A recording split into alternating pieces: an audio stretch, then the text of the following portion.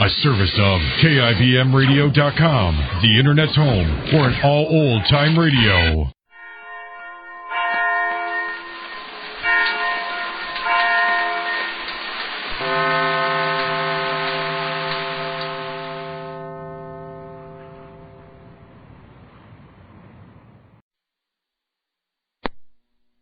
Yes, it's the Goldbergs.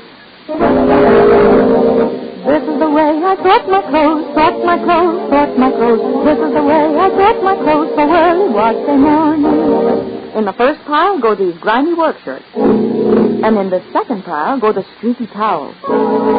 And in the third pile go my rayon slips and fussy-colored washables.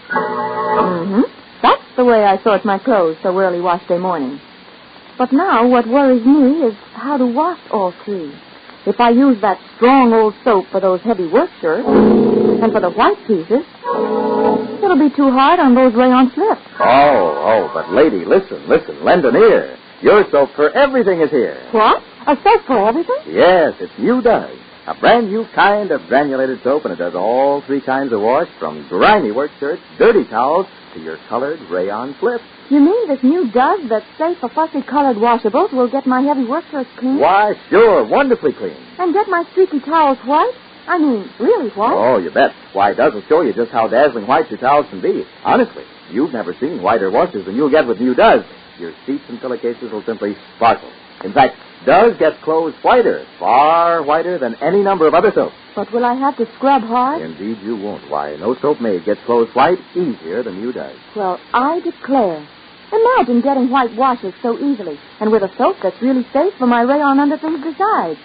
Why, Does everything. Why, that's what I've been telling you. When you try Does, you'll see it's a new kind of granulated soap. So new, you've never before been able to buy a soap quite like it. In fact, Procter & Gamble spent years in developing the secret of the Does formula. Won't you ask for Does, D-U-Z today? It does everything in your wash.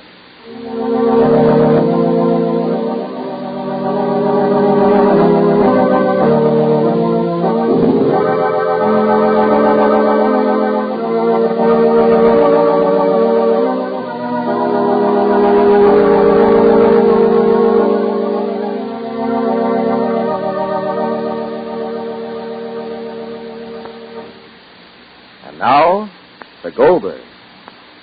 The wedding party is about to leave for the Justice of the Peace. Mr. Ellison and Esther Miller are about to be married, and Molly Goldberg can take all the credit for it. However, at the present moment, Molly has little satisfaction from her success because she knows that Ellison's other daughter, Leah, is very ill. And Molly's waiting for the ceremony to be completed so she can tell Ellison. They're all waiting to go over to the Justice of the Peace. And the Reverend is waiting no longer. I'm coming, If there's going to be a wedding, let it be now or never, the Reverend said. All right, darling. You start walking. I'm coming. We are not walking. We are riding. Well, I'll be there. Go, Jack, dear, please. Why are you tearing? Why? Because I want to speak to Sylvia. What makes you think you can speak to her? Because Sylvia doesn't have horns. I'll talk to her. I'll try to make her understand. Impossible. Impossible. Not until a person is dead, Jake, is anything impossible. Ah, everybody's waiting for you. Come in, Sammy. Sammy, dear Sylvia. What do you care where she is, Molly? Where is she, Sammy? She's outside walking around someplace. Oh, I'm going before I lose myself. You go ahead, too, Ma. I'll talk to Sylvia. What do you want to say to her?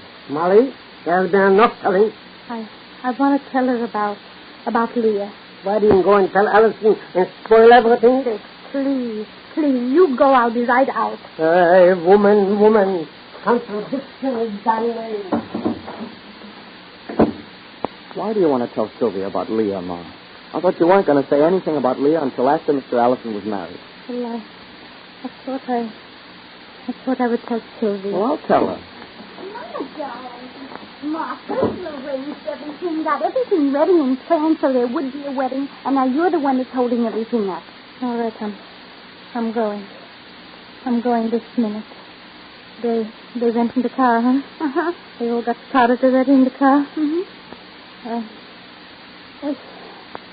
I only knew what to do, what not to do. All right, I'm going. I'll get my hat. Here's your hat, Ma, right here. You give me here. And pocketbook. And gloves. And dress, Sylvia. Ma, I'll talk to her when she comes in. Very well. Very well, I'm going. Goodbye, Kinder. Rosalie. Yes, listen to me. Listen very careful to every voice and every syllable. You hear? Mm-hmm. Don't tell Sylvia. Do you understand? Oh, not for you. Not for you to tell. Remember, I'm going. My hat is all right? Standing all right on my head? Yes, Mom. All right. There's Dr. Cater. He said he would be here. I'm here, Ma. All right, family, I know. Goodbye, darling. I can't go with you, Ma, huh? No. I asked Mama. Mama said no. Sylvia? Ma, will you please go? I am. Sylvia, listen. Sylvia, you're not going to say something to your father? Of course not. Even Sister Leah wouldn't talk to him. She wouldn't come to the phone when he called her, and she's the good daughter. She wouldn't even talk to him. Maybe because... Ma, will you please go? Yes. Bye.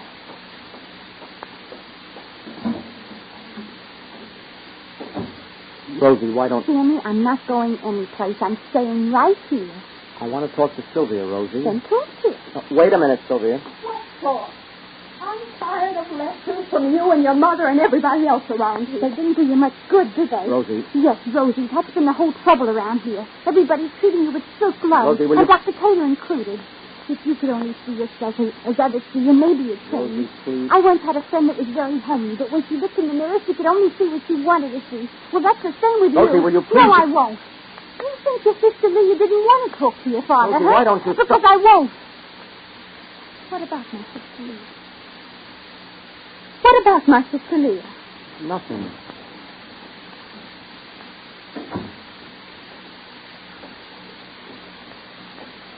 I'll be outside, Dr. Cater. Rosie. I'm coming.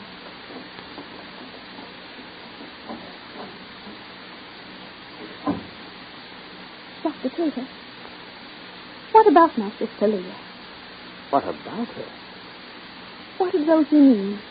Well, Sylvia, you see, you've never pretended to have any affection or concern for your sister, and that's why... Well, what of it? Well, what happened? I spoke to a doctor this morning, and to your brother-in-law. Doctor? Was she sick? She was very ill. She had a stroke. They've never called. She had no one to call. No one to ask any help from. Your father was up here trying to help you. You didn't expect Ed to call you, did you? How is Leah now? She's recovered entirely, except for the fact that she's slightly paralyzed. You mean she can't move? The left side is paralyzed. The sister is helpless. Well, she'll be bedridden for some time while the doctors try one thing and another to stimulate her muscles. One of those problematic things. She may get better or she may not. But right now, your sister is alive and helpless. Hasn't she 2 children? Yes. It's not going to be easy for them. They're very young. Too bad. Well, as soon as your father is married, he'll rush down there, I suppose, and Miss Miller, that is, Mrs. Allison, will be able to give that a hand. You see, a nurse is one thing, but there's no security for children and for Ed, too, like having a family right there helping. Why didn't you tell my father before he went to get married? Because it's better for him to be married before he learns you knew. Well, now you know, so I can say goodbye and go home.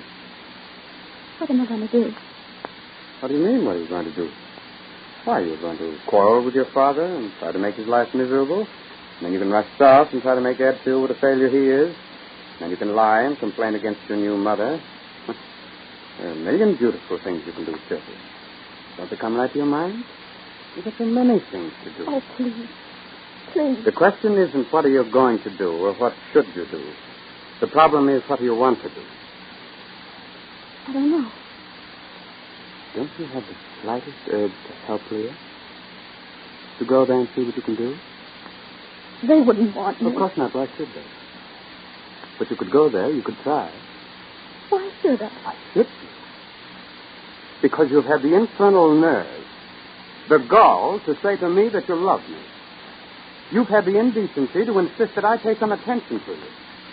And yet you've never given the slightest sign that you were honest and human and worth looking at or talking to. That's why. Here's your opportunity to show me that you're more than a miserable, backbiting, selfish creature who would be better off... Dead. Yes. Did you ever think of doing something for anyone but yourself? For you. I would do anything for you. Then go home.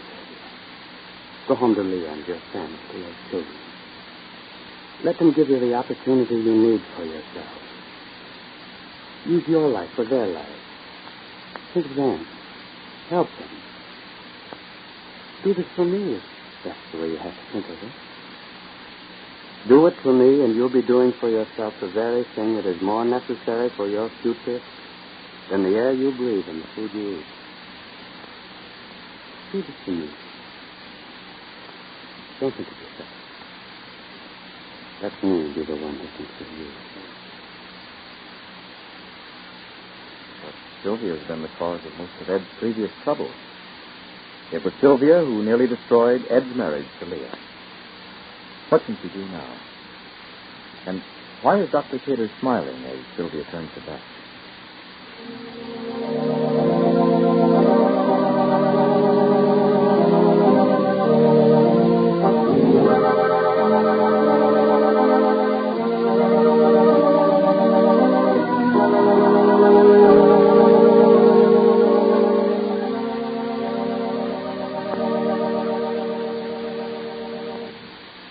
It's always a good idea to spend your money where it'll go a long, long way. And that's certainly true when you buy laundry soap. Now, for instance, when you buy Dove, you're getting a soap for everything in your wash. Yes, all three kinds of wash, from dirty work shirts and heavy towels right down to rayon unders. So you see, your money really stretches when you use this new kind of granulated soap. And what's more, you'll notice that you don't need to use as much Dove to get the rich suds you want as you do with many other soaps. Why? Does actually give more suds, builds suds faster, and gives you longer-lasting suds than any of the other 4 leading granulated laundry soaps. In fact, we're so sure Does is not quite like any other soap you ever use. We make you this challenge. But Does dares you. Get a box today and try Does for just 3 wash days. Then see if you ever want to go back to your old soap. Remember, Does does everything in your wash. And be sure to listen to the next episode of The Goldbergs, written for you by Gertrude Berg. This is James Fleming saying goodbye for Procter & Gamble, the makers of Does, the new kind of granulated soap for all 3 kinds of wash.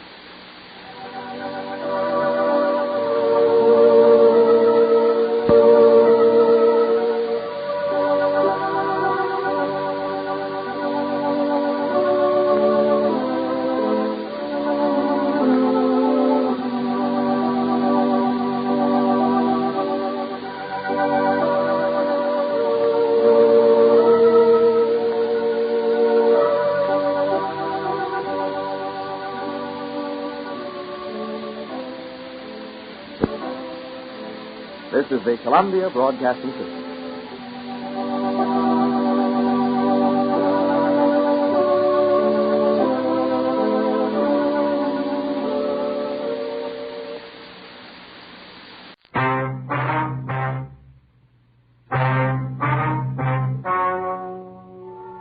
Ladies and gentlemen, the story you are about to hear is true. The names have been changed to protect the innocent.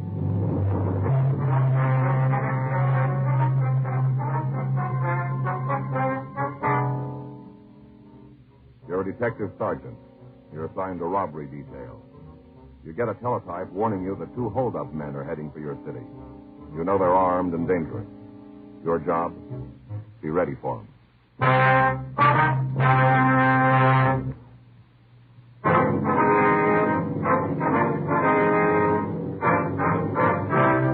Dragnet, the documented drama of an actual crime.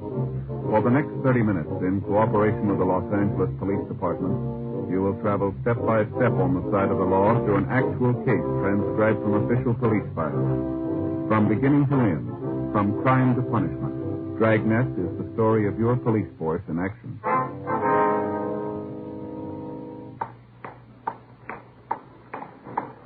was Tuesday, April 5th. It was raining in Los Angeles. We were working the day watch out of robbery detail. My partner's Frank Smith. The boss is Chief Detective Thad Brown. My name's Friday. I was on my way back from R&I, and it was 8:46 a.m. when I got to room 27A. Squad room. Frank? Yeah, Joe. Back here. How about it? Turn anything? Yeah, a couple of names. None of them match the descriptions. Mm-hmm. When are the mugs supposed to be in? This afternoon's mail, they said they were sending them there special. It'll be easier when we know who we're looking for, huh? Yeah, sure will. Friday, Smith? Yeah, Skipper. Got a minute? We're right there. Morning. Yeah. Close the door, huh? Yeah, sure. Sit down. Here. Take a look at this. What is it? About the Merton brothers. Oh. I just talked to Leopold. Sheriff from Las Vegas? That's right. Gave me as much as he could on the Merton. Well, we checked our records. There's nothing on them here. Isn't likely. From what Leopold says, they're fresh out from the east. You name a town? No, someplace in Georgia. They're trying to run it out. Mm-hmm. Bolton we got said they pulled a couple of gas station holdups over there. Anything else? Yeah, at least they think so. Yeah. According to their records, the boys got into town a couple of months ago. No visible means, but plenty of money. Hung around the places on the strip, gambled, drank, had themselves quite a time. Yeah? The department over there started to wonder where the money was coming from, put a couple of men on them full time. What'd they find out? Not much. Merton's played it cozy. They were finally picked up on a drunk charge, mugged and printed. Nothing to hold them on, so they were released. Yeah. Next morning, they skipped town, left clean. On the way out, they stopped long enough to kick in a couple of those gas station motels, you know, along the highway. Yeah. Scored pretty good. The victims make the identification right away? Yeah. As soon as they saw the pictures, Sheriff's Office notified Baker. Highway Patrol there was waiting, but they must have gotten through before the word went out. Mm-hmm. We've been able to trace them through Barstow, Victorville, on through Pear Blossom, Little Rock. They worked hard all the way. What do you mean? 3 service stations, 2 restaurants, 1 motel. Anything on them here in L.A.? Not yet. It's a matter of time. We got to get them before then. Yeah. All the victims tell the same story. These 2 guys are off their rockers. The way it's stacked up, they're well armed. The car they're driving is cold, and they're on the needle. Heroin? Well, we got it. Leopold says they kept a couple of dates with known pushers in Vegas. As far as he could tell, there wasn't anything passed. That doesn't mean it didn't happen. Yeah. That's the story. Get on it. Okay, Skipper. I told you before, it's a matter of time till they try to put somebody around here in town. Yeah. A couple of crazy gunmen, high on H. Bad combination. Somebody's got to lose. Well, let's hope it's not us.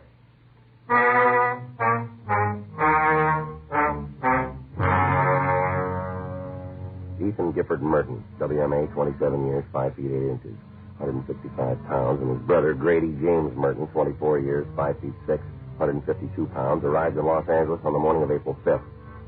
The first word we had of their presence was a hotshot telephone call reporting the robbery of a market on the corner of Santa Monica Boulevard and Monroe Street. The market owners, Mr. and Mrs. Turner Dillon, had both been pistol whipped. Mr. Dillon had been removed to George Street Receiving Hospital for treatment of a skull fracture. The woman had been given emergency treatment on the scene and referred to her own doctor. The description the victims gave us matched the Merton brothers. As soon as the mugshots from Las Vegas arrived, Frank and I drove out to see Mrs. Dillon. We found her in the small apartment above the store. I just talked to the doctor at the hospital. He said Turner'd be all right. Yes, ma'am. Sure a wonder the way they hit him. Yes, sir. No reason for it. We'd have given him the money. Turner kept telling him, take the money and leave us alone. Take the money. Didn't make any difference to him. I don't think they even heard us. We'd like you to look at some pictures, Mrs. Dillon, see if you can point out the men. Oh, sure. Anything to help you catch him. Here you are, man. Think you've got him in here, do you? I hope so, yes. Mm-hmm. Well, you're right. Ma'am? Here they are. Same two. Am I going to help you get them? Yes, ma'am. Did you notice that they drove a car, Mrs. Dillon? I can't tell you for sure. We didn't really see until they were in the store. I see. Well, there must be something wrong with men who beat somebody up like that. You know, up here. Can't be a normal person. What'd they say to you? Well, they told us it was a stick-up. Said to hand over the money. The bigger one, that's him right there. Mm-hmm. He said for us to hurry up. I see. My husband opened the cash register, then I gave him what was there. The big one told him to get to the safe, hand over that money, too. Yeah. Pointed the guns at us, kind of pushed us back to the safe. Turner opened it. All the time, we did just what they said. We weren't going to cause them any trouble. Yeah. Handed them all the money, every dime. Turner kept saying, take the money, but leave us alone. He must have said it 50 times. Before I even knew what was happening, Turner was lying on the floor. He'd been hit.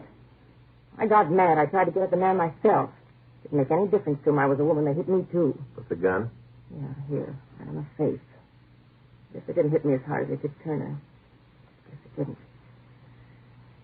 After that, they left the store. Did you see him go?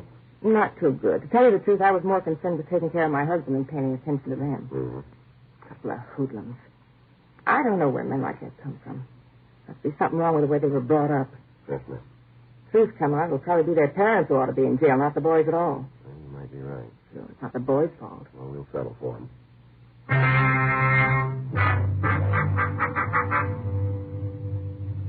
4:25 p.m. We received a communique from the FBI telling us that the Merton brothers are wanted by the state of Alabama for escape. A complete record on the two men was also sent. They've been arrested a total of 26 times for everything from petty theft to kidnapping. According to the kickback, they'd escaped from a road gang while serving a sentence for possession of narcotics. We contacted the authorities in Alabama and asked them to forward all available information on the suspects. After talking with Captain Donahoe, Frank and I went over to the First Street Station to see Captain Walters. We asked him to supply a list of places the two brothers might turn for a narcotic contact. He gave us a list of several places in town and the names of men we could talk to. 8:16 p.m. We started to check them out. Yeah, what'll it be? You seen Patsy Hayworth around? Why are you looking for him? Want to talk to him? What about? Well, if we wanted you to know, we'd ask for you, wouldn't we? You guys cops? That's right. Now, where's Patsy? I don't know. Come on. We got word that he hasn't been more than 3 blocks away from here in the past 4 years. Now, where is he? I told you, I don't know. You're not being smart, mister. Hey, back room. Is he alone? Yeah, as far as I know. What's he doing? Nothing different. Playing solitaire. All right.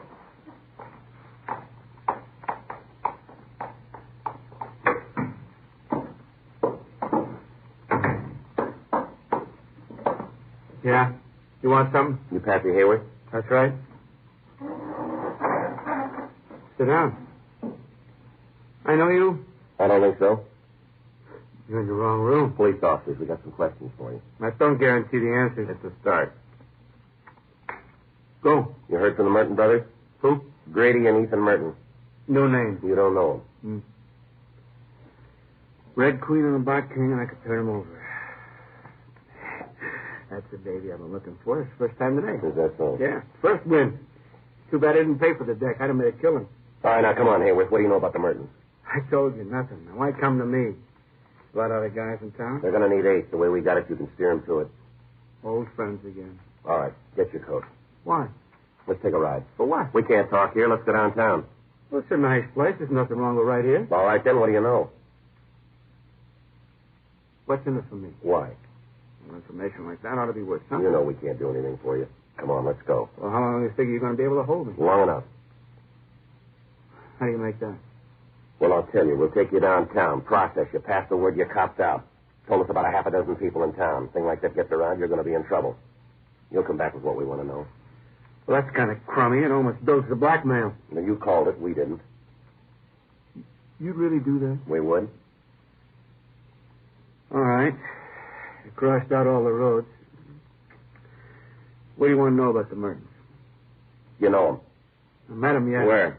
Place down the street. When? Last night. What is it, a bar or hotel? Hotel. Are they there now? No, we just used the room to meet. You know where they are? No. What they want? You called it, H. You do them any good? No, I told you the truth. I'm not pushing anymore. Why'd they come to you? Heard I could turn them on. What'd you tell them?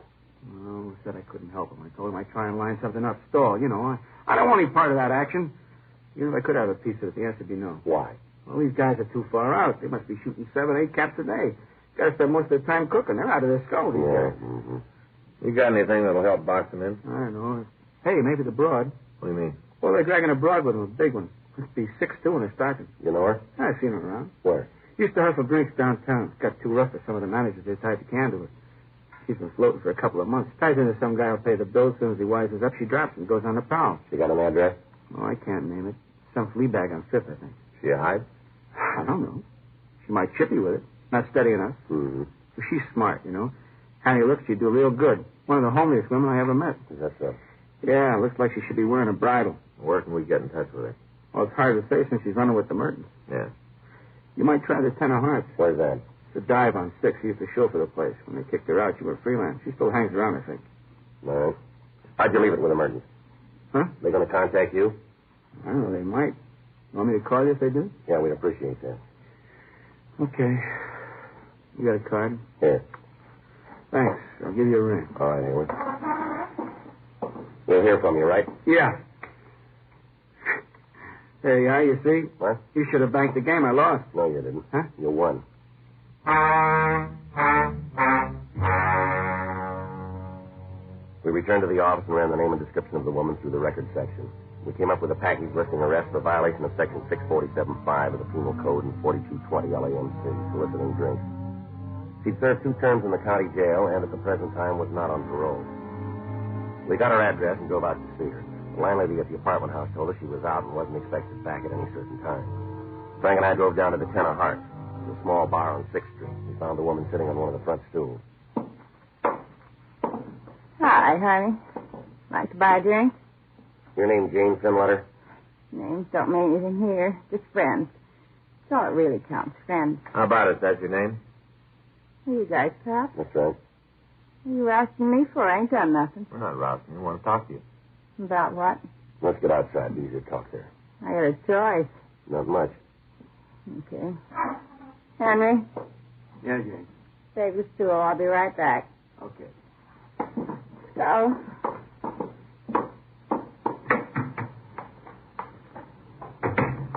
Right out here. We can talk in the car. Yeah. Go ahead. Get in.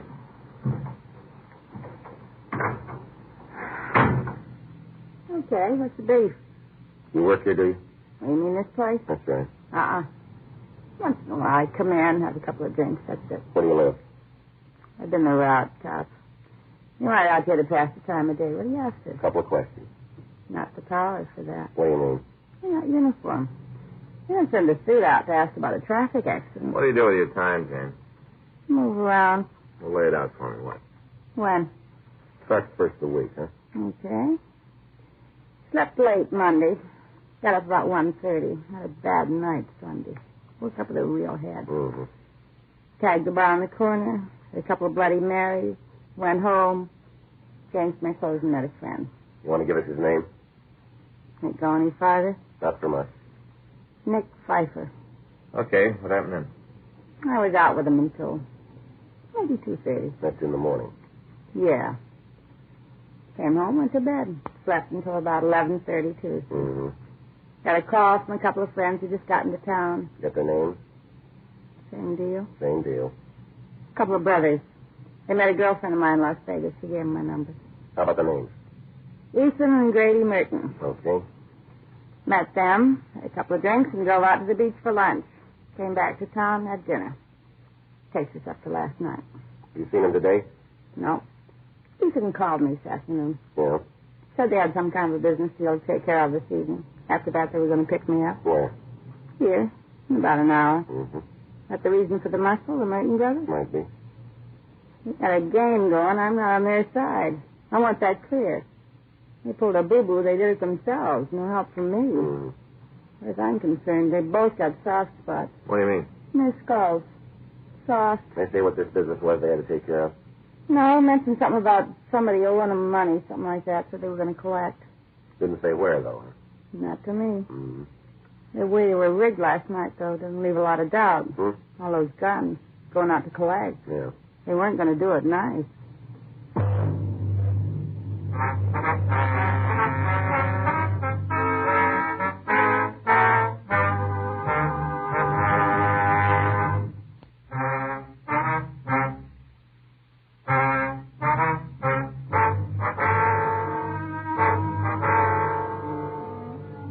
Called the office and told them what had happened. Another team of men were sent out to help us cover the place.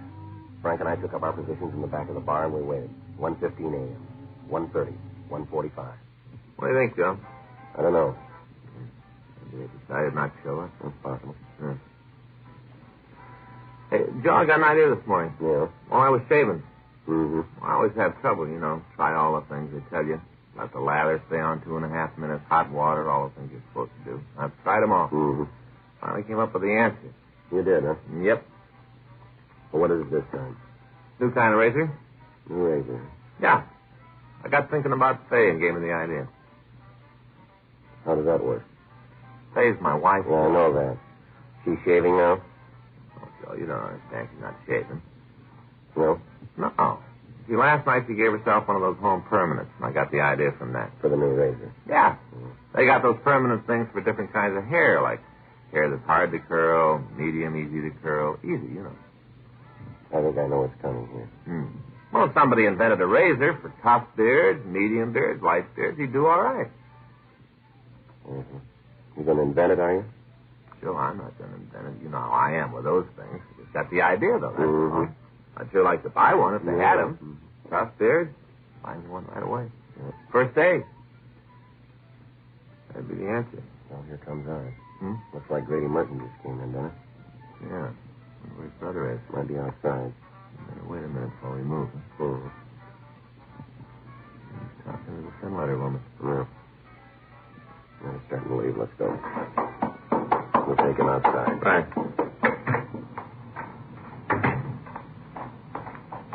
All right, Merton, hold it up. He's leaving, Joe. All right, come on, calm down. Take it easy. Leave me alone. Police officer. Come on, take it easy. All right, come on, Merton. Get up. Come on, get over there by the wall. Stand still. Here, Joe. Luger. Hurting still. Yeah. All right, put your hands down the back. What are you shoving me around for, cop? You're going to be sorry about... Where's your brother? You'll find him. You got a fat mouth, mister. Now, where is he? I won't lead you to him. Got him, huh? That's right. You turned him on, didn't you? You talk to me. Guys like you always causing trouble. Ah, you cheap bum. I don't know what he's in season. You're sure going to be sorry when he hears about this. Tell him to stay away, too. He'll get you. You can't dig far enough to get away. He'll find you and pay you back. All right, that's enough. Now, let's go. You tell her. She's going to collect interest on it. She'll be sorry. Not alone. Huh? She'll have company.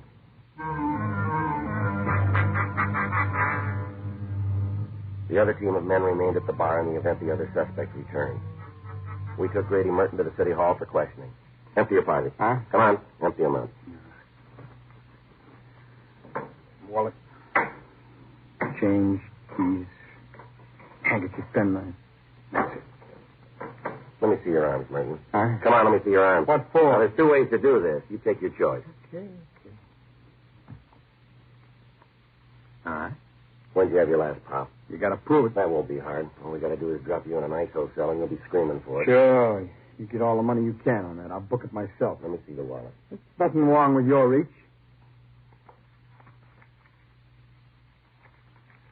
This the pink slip on your car? Yeah. Bought it in Nevada? That's what it said. Yeah. What are those keys for? Nothing. I just like to carry them. Stand up. Now, what happens now? You hit me? Turn around. Forgot something, didn't you, Merton? Huh? Key here. What's it for? I never saw it before. Hendricks Arms Hotel. Is that where you've been staying? I'm not going to say anything anymore. You want me to talk? It's got to be with a lawyer. All right. I know my rights. You can't make me say nothing more. You don't have to. Huh? We got all we need.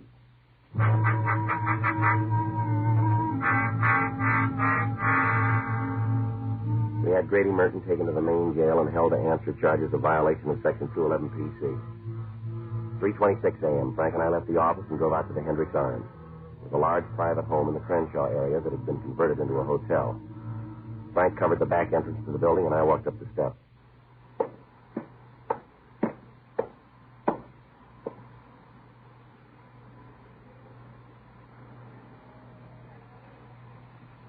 Just a minute.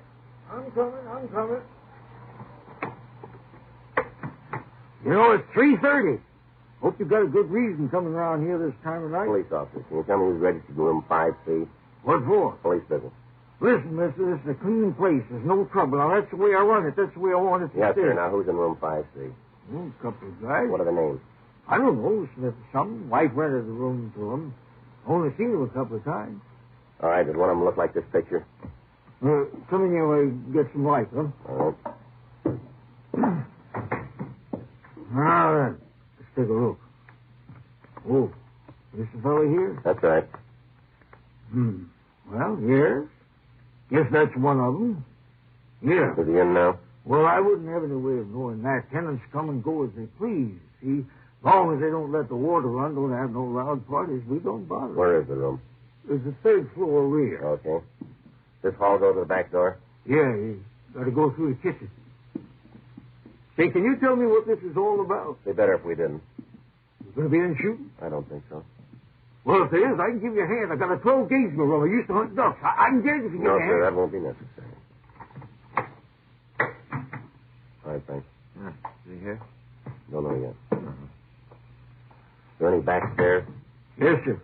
Right through there. Looks like a closet, but you open another door and you can go on up. All right, sir. Do you have a key to the room? Yeah. Here you are. Want me to go with you? Might be better if you stayed here. Yeah, well, I'll get my gun, guard the front door. He won't get out. I'll guard it.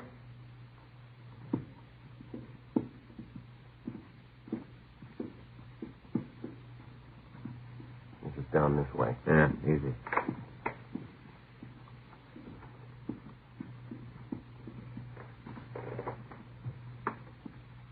No noise. No. You all set? Yeah. Locked.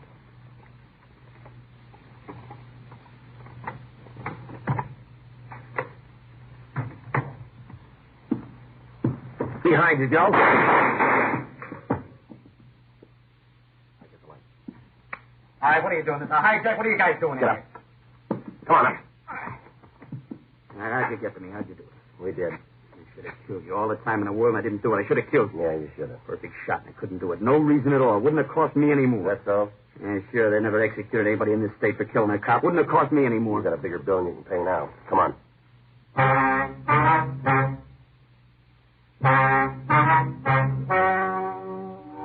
The story you have just heard is true. The names were changed to protect the innocent. On August 18th, trial was held in Department 98, Superior Court of the State of California, in and for the County of Los Angeles. In a moment, the results of that trial.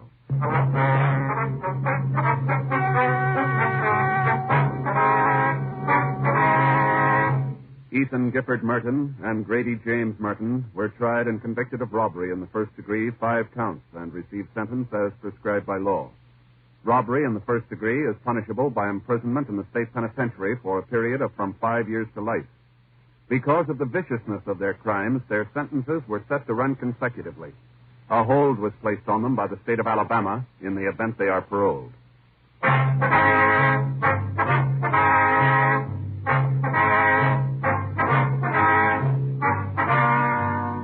You have just heard Dragnet, a series of authentic cases from official files. Technical advice comes from the Office of Chief of Police W.H. Parker, Los Angeles Police Department. Technical advisors, Captain Jack Donahoe, Sergeant Marty Wynn, Sergeant Vance Brasher. Heard tonight were Ben Alexander, Herb Ellis, Virginia Gregg, Vic Rodman, Bert Holland. Script by John Robinson. Music by Walter Schumann. Hal Gibney speaking. Watch an entirely different Dragnet case history each week on your local NBC television station. Please check your newspapers for the day and time. Chesterfield has brought you Dragnet, transcribed from Los Angeles.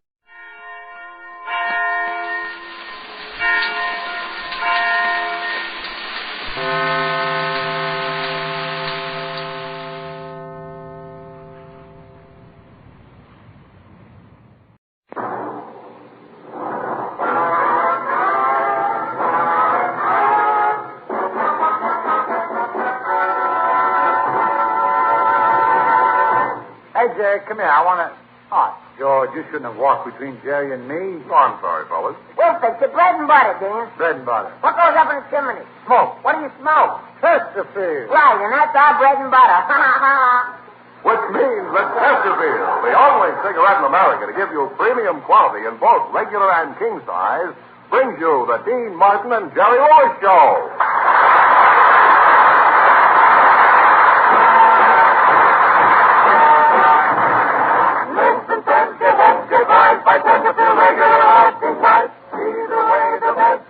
There's possible smoke for all you folks. Round off for Chesterfield, round off for Chesterfield, right back to Chesterfield. And do it today.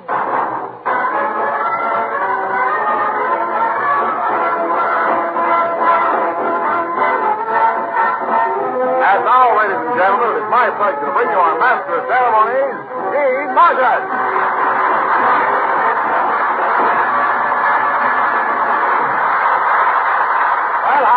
Here it is. Time to do our weekly Tuesday night sounding off for Chesterfield. My partner, Jerry Lewis, will be bounding in on the next pogo stick. So while we're waiting for the boisterous little bounder, what do you say we start things humming with a tuneful little earful of music? So, Richard, it is you is or is you ain't my conductor.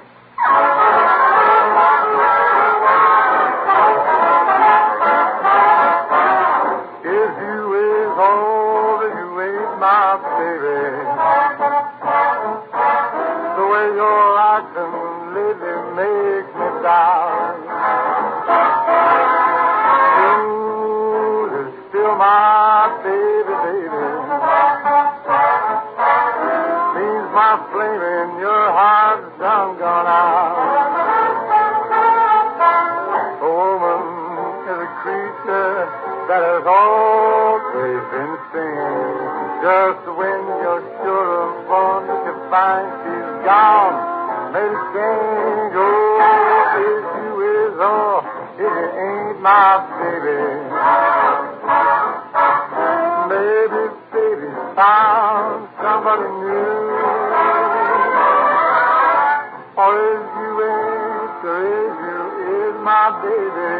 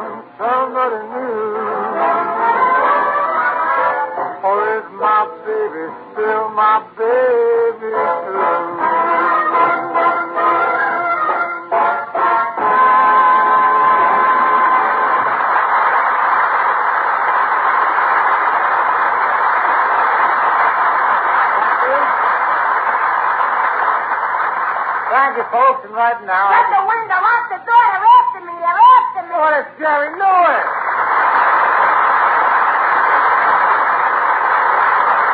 All right, now, Jerry, you just calm yourself down. Now, who's after you? The finance company, they want to take back my arm. Oh, now, wait a minute. What makes you think the finance company wants to take back your arm? I missed 2 payments on my vaccination. Oh! You know, Jerry, I find out new things about you every day. I know all about the 6 years we've worked together, but what about your childhood? Well, when I was born, I was very young.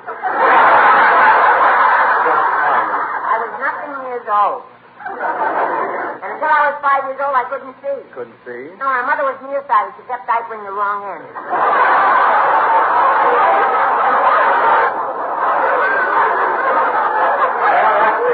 I imagine your father must have had some plans for your future. Tell me, Jack, when your father first saw you, what did he want you to be? Somebody else's son.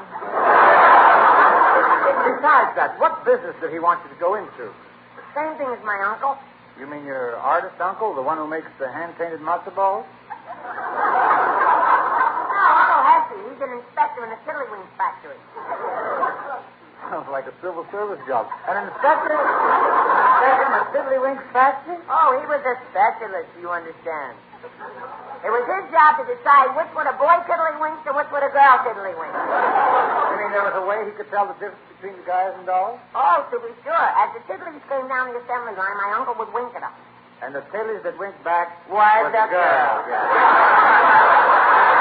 I never thought I'd wind up working with someone who comes from a family of tiddlywinks. See, Martin, you've insulted my family, and we Lewises don't take these things lightly. We're a proud clan, and I therefore challenge you to a duel. You may choose your own field of honor. But, Jerry, I don't have any field. Then we're even. I don't have any honor. Here's my card. Your card? What's this thing here? That's the family coat of arms. 2 cross salamis on a field of chopped liver. Now, look, Jerry, you don't mean a real duel with pistols, do you? Wait.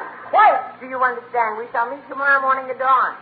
And if I'm not there by 6 o'clock, yeah? Start without me. Yeah, you must be kidding about all this. Hardly, Mr. Martin. We shall settle this insult in blood. I'm going now. Where? To get some. I'll be seeing you. What? I said I'll be seeing you. I'll be seeing you. In every lovely summer's day. And everything that's light and gay. I'll always think of you that way. I'll find you in the morning sun, and when the night is through,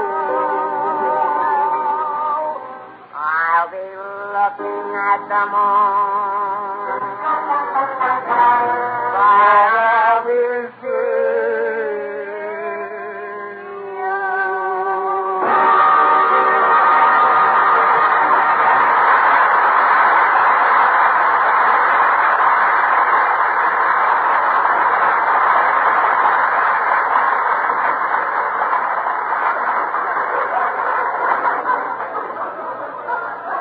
Well, friends, you know there's nothing quite so blue as the blues when they're set to music.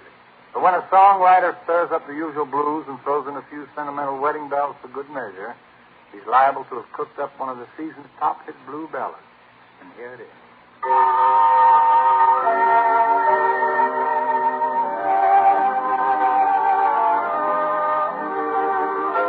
I went to your wedding, although I was dreading the thought of losing you. The organ was playing, my poor heart kept saying, your dreams were true. You came down the aisle wearing a smile, a vision of loneliness. I uttered a sigh that whispered goodbye, goodbye to my happiness.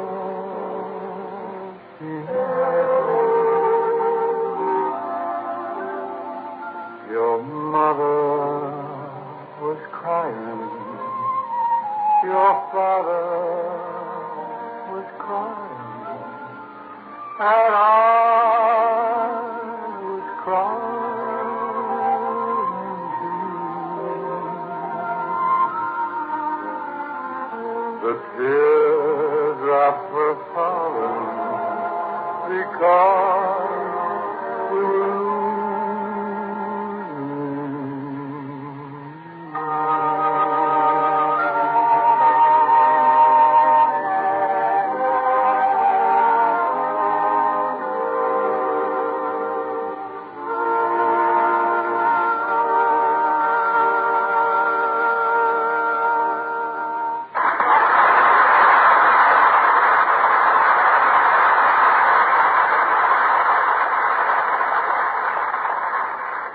Mr. Martin?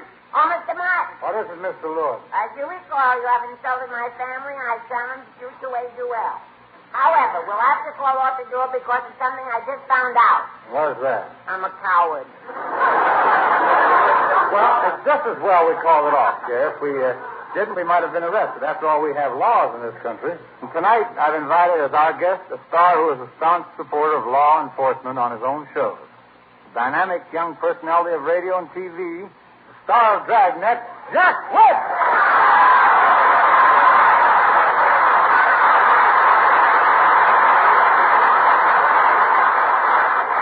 Jerry, this is Jack Webb from Dragnet TV. Well, how do you do? I'm Jerry Lewis from Newark, NJ. No, Jerry, I'm from the television show, Dragnet. Oh, I saw you last week on a new set Dean gave me for Christmas. Jerry, that wasn't a TV set I gave you. It was a washing machine. No wonder the cops and robbers were chasing each other in their underwear. I'm sorry you missed the real thing, Jerry. It was the story of a policeman who guarded the catch of the fishing fleet. Yeah, it was called the Cape Cod Kipper Keeper Cooper Caper. The Cape Cod Kipper Keeper Cooper Caper? You heard him there, the Cape Cod Kipper Keeper Cooper Caper. Now, the villain was a camper named Cooper who worked in a bottle factory. First as a corker, then as a capper.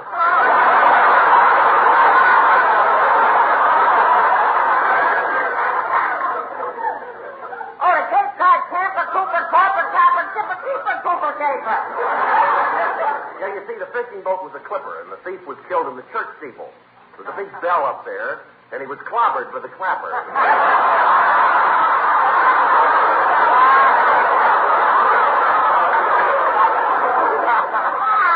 The Cape Cod Flipper Steam. What, Jer? We couldn't get Sam's pay? No.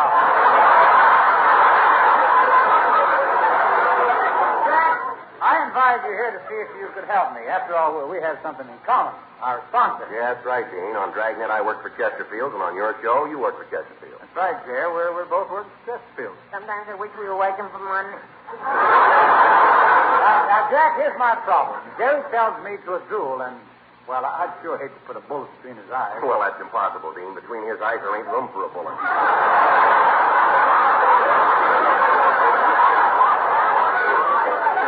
That's because I have a very skinny head. Yeah. Jerry, look, we have laws against dueling, same as we have laws against speeding. A car can be a very dangerous weapon. I'll say, yesterday I was crossing the street when I saw a car coming at me. I ran up 3 flights of stairs into my apartment, rushed into the closet, and locked the door. What happened? He got me anyway. A thing like that calls for at least a ticket. It did. I paid a $10 fine. You paid a fine for what? Running without a license.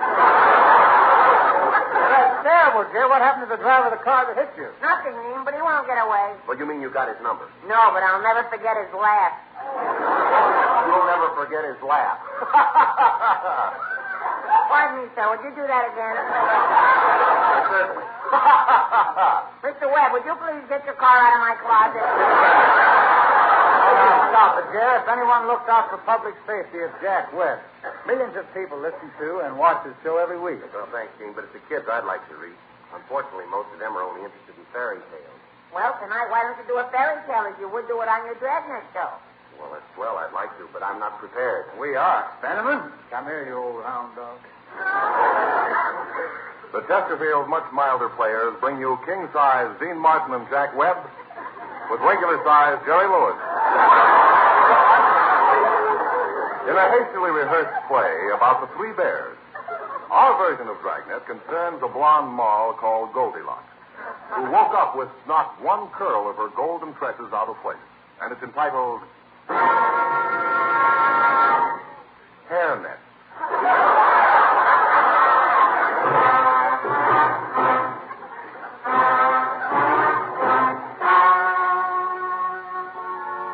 This is the city. There's nothing around here but chipmunks, rabbits, trees, forests. This is the city. My name's Friday. I'm a cop. I wear yellow shoes, an Argyle beret, a plaid coat with satin lapels. I'm a plainclothesman.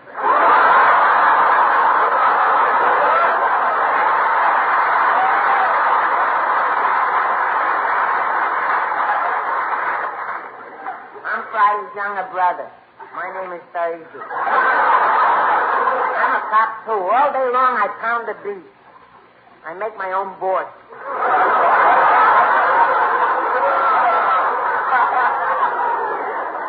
I'm Friday's older brother. My name is a week from Tuesday. I'm a special agent for the Crime Commission. For every crime, I get a 10% commission.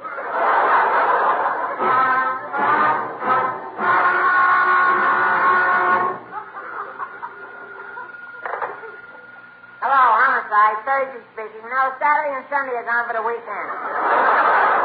What's that? I'll get the police microphone.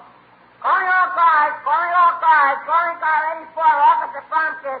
Wipe your windshield. Someone is stealing your radiator cap. That is all. Morning, Third. Hi, Fry. Anything new in the Three Bears case? They found out who tasted the little bear's porridge yet and made it all gone?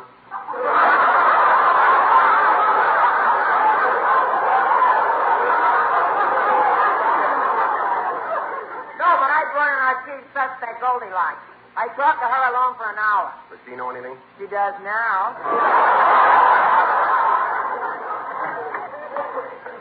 Hi, Fry. Hi, Thurs. Hi, week from June. I just found a body out in the street. Good. You may keep it for your honor.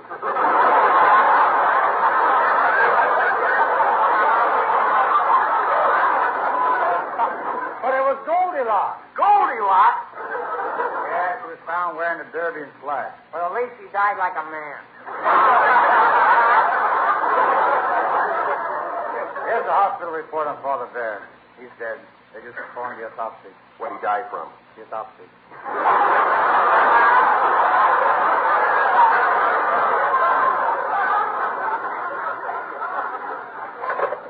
Hello? Homicide, Friday speaking. No, hi, Wednesday. Okay. Mama Bear's been murdered, too. She was pushed into a freezing bath at the popsicle factory. Look, a report's coming in on the teletype. It's about the baby bear.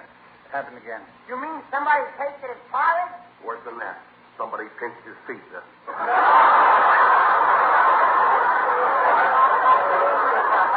Sounds like the work of a Maroon gang. Let's go to the bear's house and investigate. So we climbed into the car, and I got behind the wheel. I knew we were heading for trouble. I can't drive.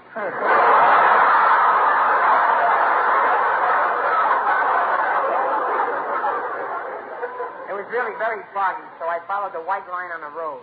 I drove for 20 miles, and then I found out what I was following wasn't a white line. It was a good humor truck with its vanilla leaking. When we got to the bear's house, I peeked through the keyhole with one eye. I saw something very strange with my other eye. While I was peeking, someone wrapped the door around my head.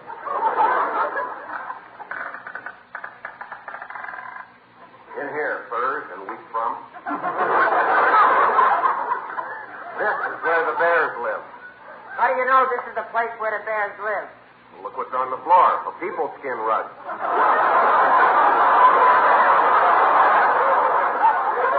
And there's little baby bear. He's been murdered. Yeah. His body's in a strange position. His back is arched and his legs are sticking up in the air. How do you figure it, sirs? Obvious. He was beaten to death with a contour chair.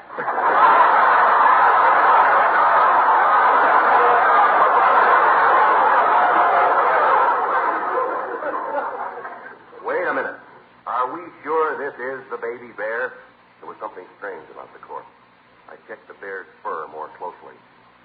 It wasn't a bear at all. It was a mink-dyed halibut. I thought I smelled something fishy. Yeah, well, the killer must still be here. The body's still warm. It should be. It's on the stove. For a moment, I thought I had him. I'll tell you what. You examine the body for a bullet and then check with ballistics. What's ballistic? Well, I don't know, but on Dragnet we always say that. Oh. I'll search the closets for the killer. Nobody there. Nobody there. Nobody there. Well, we searched high and low, but there were no more jokes left in the house, so we decided to search the barn. It's awful dark in this barn. Well, hold my hand, sirs. Okay, Fry. Hey, Fry. Fry, where are you? I'm over here. And whose fingers am I holding?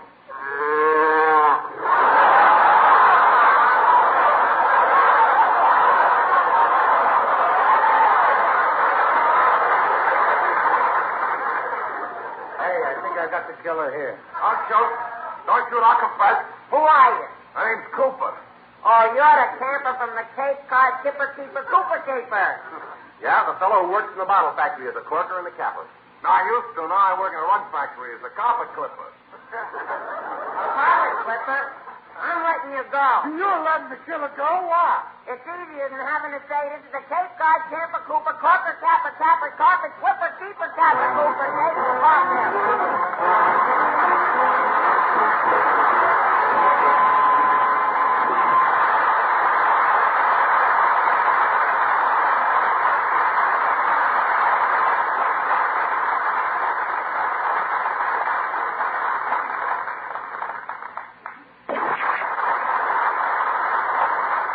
Gee, you did a swell job. You can sing for me anytime. Thanks, Jack, and you can guess for us any time, too. How about that, Jerry? Splendid, old chap, splendid. Say, look, how about you boys having lunch with me sometime? Love to. Not me. I went to a restaurant today, ate a businessman's lunch, and was thrown out. You were thrown out for eating a businessman's lunch? Why? The businessman wanted to eat it himself.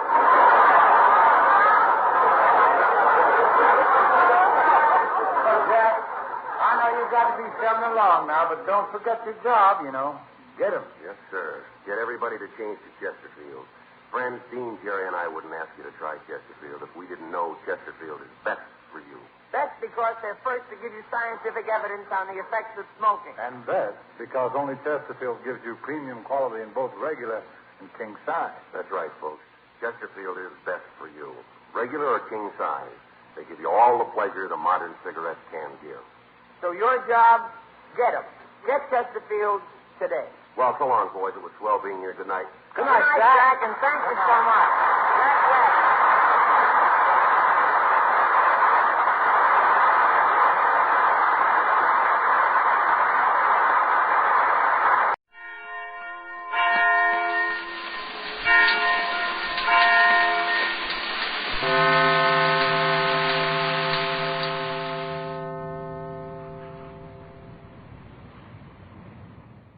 Chesterfield brings you Dragnet. Put a smile in your smoking. Buy Chesterfield. Smoother. Cooler. Best for you.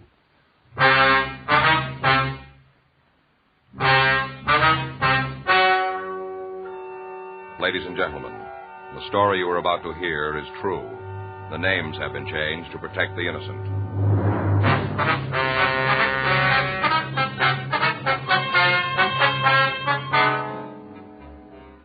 You're a detective sergeant.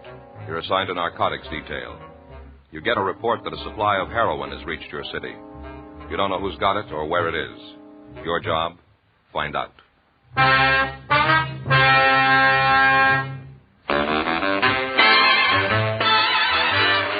Stop!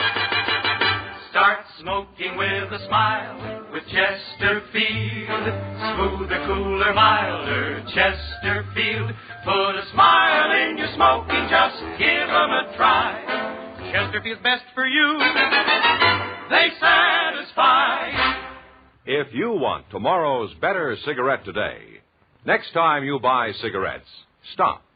Remember, only Chesterfield is made the modern way with Accuray. You'll notice how fresh and good Chesterfield's made with Accuray taste, how smooth they are, and how they satisfy. So buy Chesterfield today. Best for you.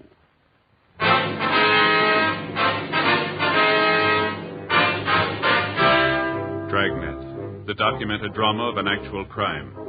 For the next 30 minutes, in cooperation with the Los Angeles Police Department, you will travel step by step on the side of the law through an actual case transcribed from official police files. From beginning to end, from crime to punishment, Dragnet is the story of your police force in action. It was Monday, May 23rd. It was cool in Los Angeles. We were working the night watch out on narcotics detail. My partner's Frank Smith. The boss is Captain Walter. My name's Friday. We were on our way back from questioning an informant, and it was 10:46 p.m. when we got to the First Street Station. Narcotics Squad Room. You think Bronco's holding out on us? I don't know. Well, if we don't turn something pretty soon, the stuff will be all over town. Yeah. How about a cup of coffee, Joe? Huh? Coffee. You want a cup? Sure, if you got some. Yeah, I brought a thermos from home. Oh. Made it myself the way I like it. You know, strong. Mm-hmm. I got some cups. Wait a minute. You don't need them, Joe. What? Don't need them. I got cups right here on the top of the thermos, 4 of them. It's some gadget, huh? Look at that. Kids gave it to me for Christmas. Of course, they probably picked it out. Mm-hmm. Boy, look at her steam. Really keeps the heat in. Yeah. Well, go ahead. Drink up. Thanks. What's the matter? Something the matter? No, you were right. That's all. What do you mean? About it being strong. Oh, yeah. When I want coffee, I want boiled water, buddy. Mm-hmm. Well, this stuff's got some taste to it. It sure has. Well, aren't you going to finish yours? Well, I'm not thirsty right now. Oh. Hey, you know, Joe, I just realized something. Hmm? All these years I've been working with you, it never dawned on me before. What's that? You don't like coffee. Oh, yes, I do. No, you don't, Joe. Not the real genuine articles, stuff they serve in restaurants, drugstores. Heck, that's not coffee. It's not, huh? No, this is coffee. Yeah. A little bite to it, a little zing. Yeah. You don't like it? Well. All these years I've been working with a partner who doesn't appreciate good coffee. Well, I guess you learn something all the time. Mm-hmm. Don't finish it if you don't want. Narcotics Friday. Who? Oh, yeah. Yeah, Candy. Mm-hmm. That's right. Are you still at the same place? Sure, I know where it is. What's that room number? Okay. Goodbye. It's Candy Delman. Yeah? You heard we were talking to Bronco tonight. Bronco tell him what it was about? He must have. At least Candy knows we didn't get anywhere. Uh-huh. Says it's our own fault for not going to the right guy. And who's that? Him.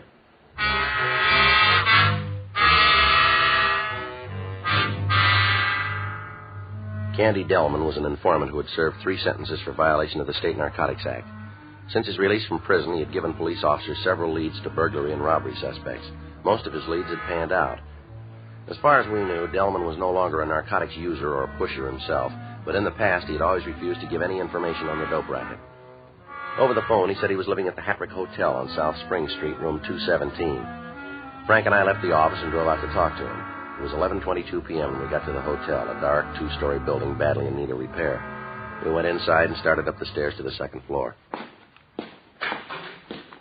Get back down here, both of you.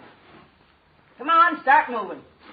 What's the trouble, lady? Something the matter with your eyesight? No, I don't think so. Why don't you use it? Sign right here on the desk. Ring for the manager. Yeah. Didn't hear no ring, did I? We didn't see any reason to bother you. It's my worry, ain't it? Sure. Bells there to be rung. And hearing it ain't what bothers me. It's guys like you sneaking in trying to get a free pad for the night. Take it easy, lady. We don't want to stay here any longer than we have to. Then what do you want? We just dropped by to see Candy. Who? Candy Delman. He lives here, doesn't he? He might. Well? You friend of yours? He's expecting us. How do I know? Well, why don't you ask him? Oh, sure. That's all I got to do. Tramp up and down them stairs from morning till night. Call him to the phone. Give him messages. Done him for back rent. Well, I ain't making no extra trip on account of you. Well, you suit yourself. Just you wait a minute. I ain't said you could go upstairs. You claim to know Candy. What's his room number? 217. That's right, isn't it? Yeah, I guess so. Well, you be sure you let me know when you leave. And you better be out of here by midnight or I'm collecting a buck from each of you. Friends or no friends, you're not bunking with Candy unless I get paid. In advance. Oh, she's proud again. You know something, Joe? Faye was after me just the other day about getting a new suit. Oh? I guess she was right. Yeah. Must be down this way. Yeah. Maybe you ought to go with me. Buy some clothes yourself. What for? Well, we must need them. If a dame like that figures we'd mooch a room in this joint. Well, that wouldn't help with her. Here we are. Yeah, who is it? Joe. Just a minute. Come on in. Thank you. You know Frank Smith, don't you, Candy? Sure. Hi, Candy. Want a drink? No, thanks. Smith? No, thanks. Don't mind if I take a blast? That's up to you. As long as I'm drinking alone, there's no point in dirtying the glass.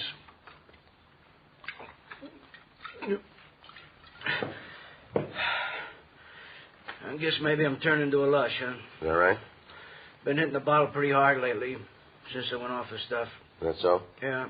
You guys knew I was off it, didn't you? I ain't even chip you no more. Well, you don't have to sell us, Candy. Well, I ain't selling nobody. I'm just telling you.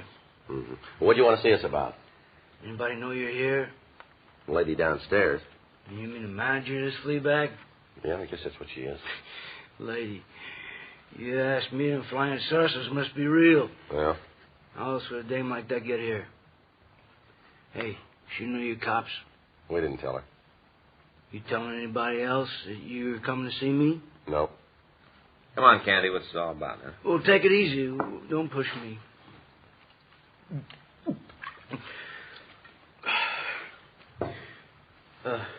Why don't you sit down? We're all right. You was talking to Bronco tonight, huh? Well? I bumped into him right after you shoved off. That's so. Yeah, asking a mule like him about H, boy, he's lucky if he can turn a couple sticks of tea. We're asking everybody. Didn't ask me. Well, we figured it'd be a waste of time. I've helped you guys before. No, not when it came to the stuff, you didn't. Maybe this is different. Yeah. I always figured a guy gets hooked, that's his own business. He done himself. Mm-hmm. That's just getting hurt, too, yours truly. Mm-hmm. I've been hooked 3 times, I don't know. Yeah, you should. Guy wants to kick it, it's up to him, too. Mm-hmm. You can stick him in a joint, send him to the hospital, maybe he'll get rid of the habit for a while, but if he wants to kick it for good, he's got to do it. Mm-hmm. Nobody else. It ain't easy either. Guy's own business is what happens. Whether he goes for a ride or gets off. All right, come on, Candy. What are you getting at here? Horse you're looking for, it ain't just going to guys, boy. You mean kids, too? Yeah. How do you know that? Fella asked me if I wanted to make a buy. I thought I was still shooting caps. What fella? Mm-mm. Come on, we'll stand in front of you, Candy. Well, you take it my way or you don't get it. That means no names. All right, give us the rest of it. Well, like I said, he asked me if I was interested in a buy, and I told him I wasn't. Yeah. He said that was okay with him. He had plenty of other customers. He cut a lot thinner for some of them. A pro like me, I might know the difference. Mm-hmm. Kids just offer the weed, they wouldn't care. He said he was only making me an offer as a favor, you know. Mm-hmm. Did you ever buy from him before? Well, look, Joe, just let me tell it, huh? Go ahead. Well, the way he talked kind of rubbed me the wrong way. Even when I was pushing, I never sold the kids. You know that. Mm. I ain't no saint. I never pushed no kids. It just didn't seem right. Yeah. So when I bumped into Bronco tonight and he told me that you guys were looking for H, well, I figured maybe I owed you a hand. Go ahead. Make you feel kind of funny? What? I never finked on a guy in the trade before. You know that. Mm. Well, you're out of it now, aren't you? Yeah, for now. You never know, Joe.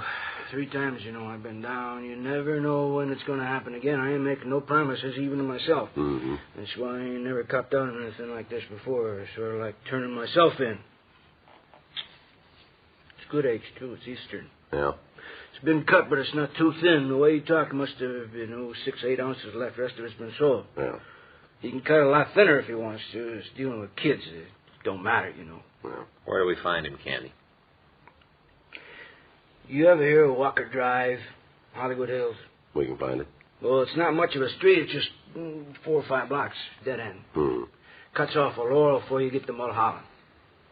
Well, go ahead. That's it. Well, which house? I didn't say nothing about no house. Maybe he lives there, or maybe he's just going up to make a sale. I don't know. You think he's there now? I didn't ask him for no time schedule. Now, go on, beat it, will you? I want to get drunk.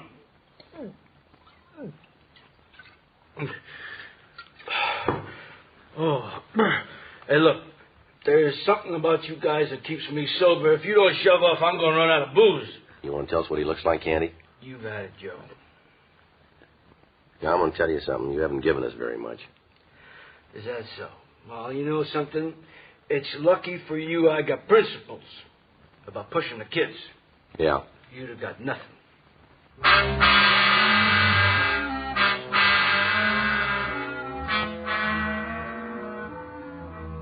We continued to question Delman, but he refused to give us any further information. 11:46 p.m., Frank and I left the Hattrick Hotel, and we drove up into the Hollywood Hills. We turned off Laurel Canyon onto Walker Drive. The street was only 5 blocks long, and there were approximately 20 houses on it. 12:22 a.m., we pulled up at the corner of Walker and Laurel, where we'd be able to notice anybody who turned into or out of the drive. 1:06 a.m., a man approached a Chevy convertible parked across the street from us. We knew he'd walked down from one of the houses on Walker, but we hadn't been able to determine which one. He passed under a street lamp, and we recognized him as Sam Free, a known narcotics user and suspected peddler. Hold it, Sam. Huh? Right where you are. Hold it up. Oh, sure. Sure. Turn around, Sam. Put your hands against the side of the car. Yeah.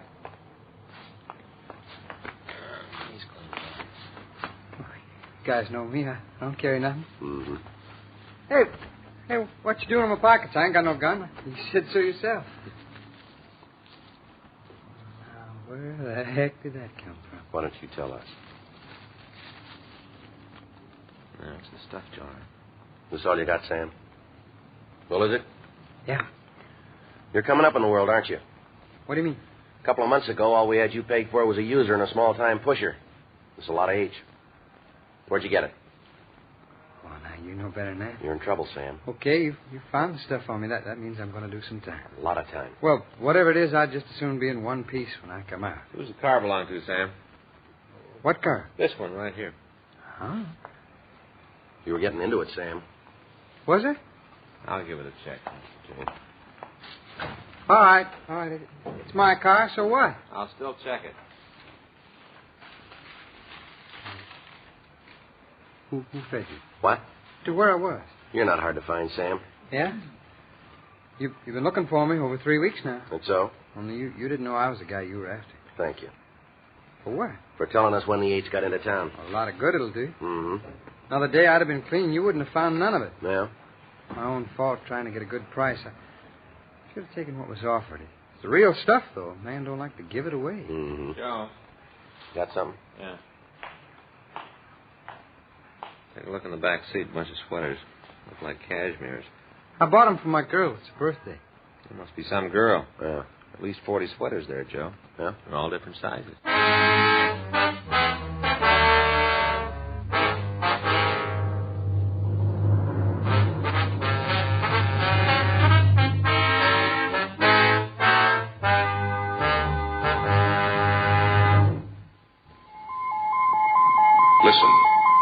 Listen to an electronic miracle.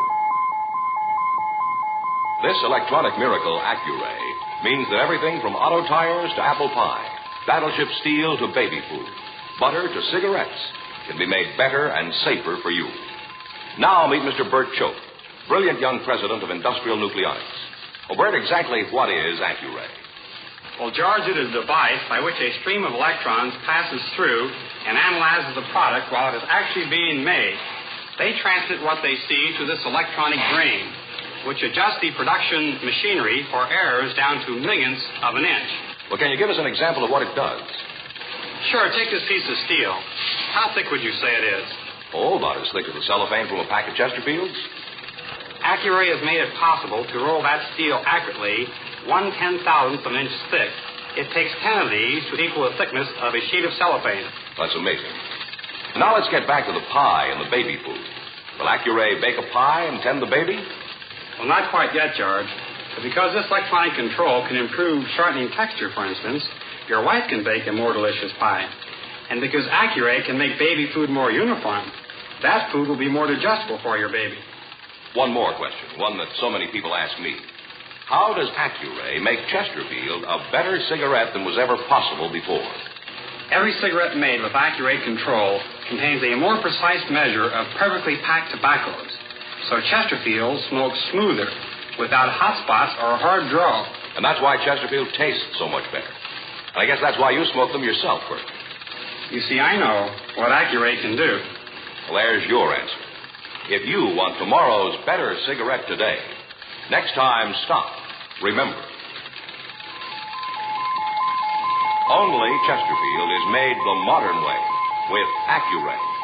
Best for you.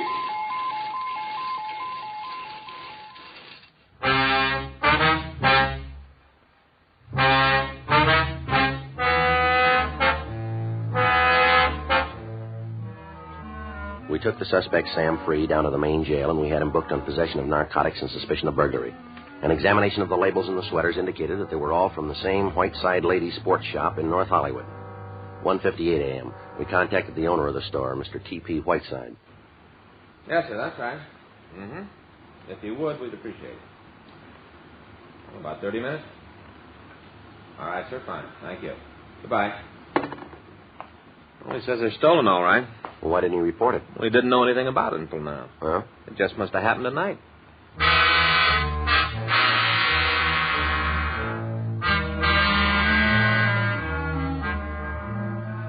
(2:22 a.m.) Frank and I met Mr. Whiteside at his sportswear shop on Lankershim Boulevard. At the rear of the building, we found a cut screen and a window that had been forced open. We called the crime lab and asked them to check the premises for any physical evidence. Mr. Whiteside made a quick survey of his stock, and as far as he could tell, the only missing item was a supply of cashmere sweaters. I just can't get over it. How's that, Mr. Whiteside? You fellas finding out about all this even before I did. No. Well, I've done my share of complaining about policemen. In the past, that is. Yes, sir. Whenever I got a ticket, I used to say to myself, ain't he got nothing more important to do than pull me over for going a couple of miles too fast? That's what I said. Yes, sir. I figured that's all you police fellas cared about, giving folks tickets. Never seemed like you was paying no attention to the real crooks around town. Mm-hmm. Guess I owe you an apology. It's all right. Forget it. No. Oh, no, I ain't going to forget it. I've been wrong about cops all these years, and you sure showed me tonight. Mm-hmm. Apology, that's what I owe. You going to accept it? Yes, sir. Shake? You bet. You too, mister? Huh? You willing to shake with me? Oh, sure, you bet. Here. Say, about them sweaters you found. Yes, sir. Like you to keep a couple of them for your wives or girlfriends. No, sir, that's all right. Thanks anyway, Mr. Whiteside. You're entitled. Wasn't for you, I wouldn't be getting them back. It's our job. Oh, go on. Keep a couple anyway, No, won't sir, you? I'm sorry, we Please. can't do that. Oh, well, I would offer the reward if I'd known about the burglary. Yes, sir, we understand.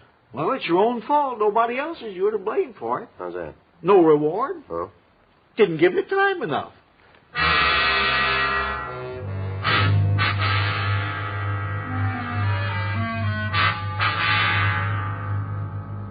4:05 a.m. The crew from the crime lab reported that there was no physical evidence at the store. Frank and I went off duty. The next afternoon, May 24th, at 4:16 p.m., we checked our weapons at the booking counter of the city jail, and we asked to interview the prisoner, Sam Free. The booking sergeant told us he was in cell 104. Yeah? Free in 104. Okay. Free in 104 for interview. Free for interview.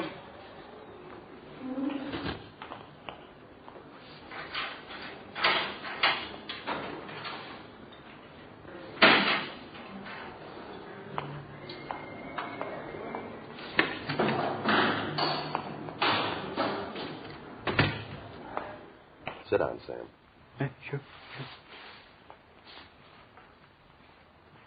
You ready to do some talking? About what? The stuff. Where'd you get it? Now, look, we had it checked by the lab, Sam. Yeah? It isn't Mexican. It's from back east someplace. No kidding. Okay, I got it from back east. I sure don't want to louse up your scientific cats by saying different.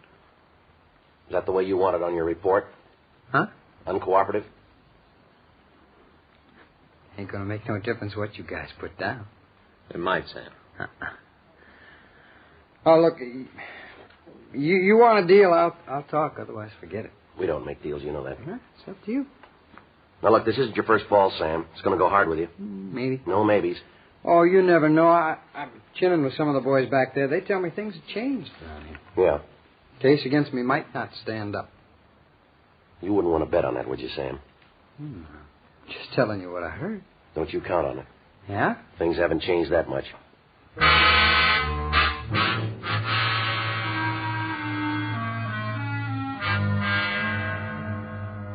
4:31 p.m.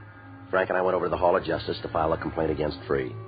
We talked to Deputy District Attorney Don Avery in the complaint department and gave him a complete statement of facts concerning Free's arrest. Is that it? Yeah, that's it. Everything that happened? Yeah. Why? What's the matter, Don? Something wrong with this case? I don't know yet. Well, Free himself said it might not stand up. We figured he was just talking. Yeah. We got the H, the stolen sweaters. What more do you need? Let me ask you a couple of questions. Sure. Now, give me the same answers you'd give in court if you were under oath. All right. Free was beside this car when you stopped him, is that right? That's right. Did you place him under arrest before you searched it? Well, did you? Well, not in so many words. What do you mean? Well, we knew he was a hype. He knew we were cops. He could have figured that out. But you didn't say you're under arrest in those words. No, I don't think I did. Smith? Well, Don, we didn't have anything to arrest him for, not until after we found the age. Mm-hmm. Did you have any reason to suspect he was carrying dope? Well, like I said, he's a user. Yeah. That he was in the neighborhood. We knew somebody around there was carrying. Well, then you weren't looking for Free in particular. Well, no. The way I get it, the burglary hadn't been reported yet, is that right? That's right. So finding the sweaters was a surprise. Yeah, it sure was. Well, we'll file on them. It may not stick. What are you talking about, Don? The evidence. Well, what's wrong with it? The way you got it. What? You heard about the exclusionary ruling, didn't you? Yeah. Skipper had an assembly on it. Well? Look, Don, we're not lawyers. We're cops. Sure. Well, here's the way it operates. Evidence obtained by illegal search or seizure can be thrown out of court. Simple as that. Yeah? Federal government has the same ruling. Most of the states don't. We never have until now. Before, if a policeman committed an illegal search or seizure, he could be prosecuted. Lots of times he was. Uh-huh. But the evidence could still be used at the suspect's trial. Yeah. Doesn't work that way anymore. No? Well, look, maybe I'm just thick, Don, but it seems to me the only guy who's better off is the criminal. That's how I see it, too. Mm. Well, all right, now look. Suppose we do pick up a guy. Maybe we aren't right, but we think we're onto something. If he's clean, he's not out anything except a little time and trouble. Yeah. And if he isn't, we got some evidence. Not anymore, you have. Yeah, well, this just don't make sense to me. Well, what are we supposed to do from here on in? If you want to make a search, you got to get the guy's permission, or put him under arrest first, or have a valid search warrant. Otherwise, it's illegal. Your evidence may not hold. Let me have that again. If you want to make a search, you got to get the guy's permission, or put him under arrest first, or have a valid search warrant. Otherwise, it's illegal. Well, now let's take Free, for instance. Yeah? We didn't have anything to arrest him on. As for getting his permission to search, well, I got a big picture of that. Mm-hmm. There was no way of getting a search warrant drawn, Don. We didn't even know what we were looking for. Well, that's the way it's got to be from here on in. Every time? Well, there might be some exceptions. I don't know. It's up to the courts to decide. But what if we're after somebody, a guy who's heavy? Yeah? Let's take a killer, maybe, so we want to break in. We supposed to ask him if it's all right if we break in? You can get a warrant. Yeah, well, maybe we don't know who he is. Maybe it's 4 o'clock in the morning. What do you do then? When it comes up, you'll get an answer. Well, let's come up right now. What? We got a dope pusher here. He's been selling H to kids. We got him made, dead to rights. Burglary, too. Now, you say he's going to get off. I didn't say for sure. Well, I don't even like to hear a maybe, not in a case like this. It's the best I can do, Joe. I didn't hand down the ruling. If you'd arrested him first, that'd be different. Yeah, and if he hadn't been carrying, he could have slapped a suit on us for false arrest. Only thing I can tell you, get a warrant, get permission, or arrest him first. Yeah, well, there's only one thing I'm going to tell you. It's not going to work. Maybe not. So just what do we do? Go back to pounding beats? Is that it? Look, I said we might not be able to make it hold up in Free's case. If we can't, you'll get him sooner or later. You've got him pegged. Next time, get to him so it'll stick. Well, don't worry about it. We will. Well? Tell me one thing, Don, before we do. Yeah? How much more stuff is this guy going to peddle?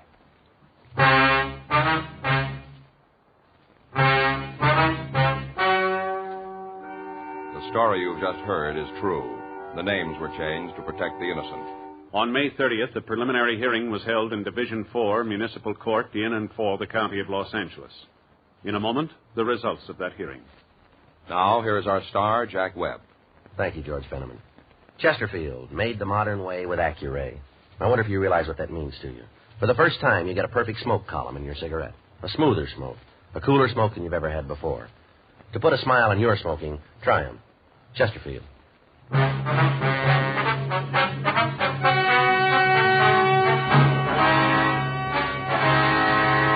In the case of Sam Arthur Free, the court ruled that the evidence against him had been obtained by illegal search and seizure. The charges against the suspect were dismissed.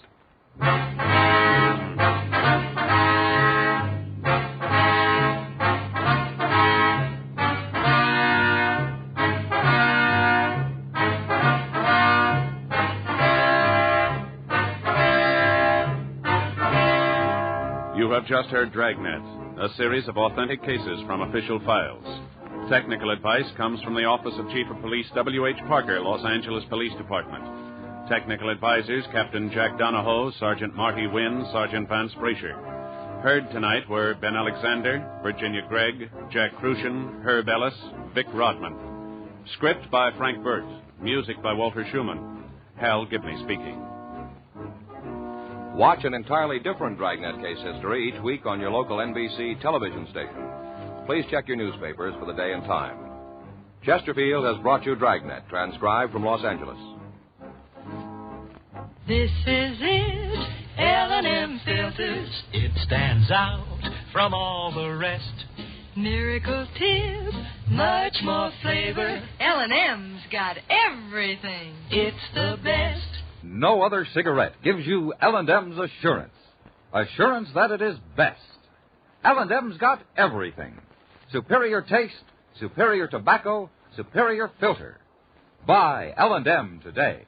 Most of you are Gunsmoke radio fans, and many of you have written to the makers of Chesterfield and L&M filters, asking them to put Gunsmoke on television, too. Here's the good news. Gunsmoke is going on TV starting Saturday night, September 10th. If you enjoy Gunsmoke on radio, we're sure you'll go for Gunsmoke on TV. Now, television will have an authentic adult Western, the Gunsmoke you know on radio. Remember, Saturday night, September 10th, Gunsmoke on TV. Check your local listings for time and station.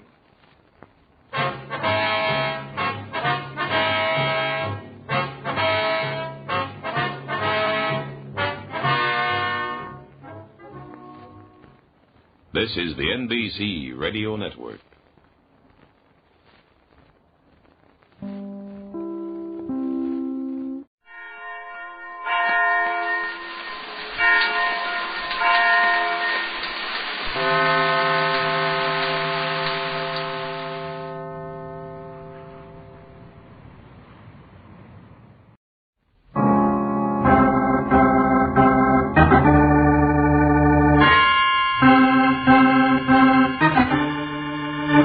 My name's Regan. I work for Anthony J. Lyon, Detective Bureau.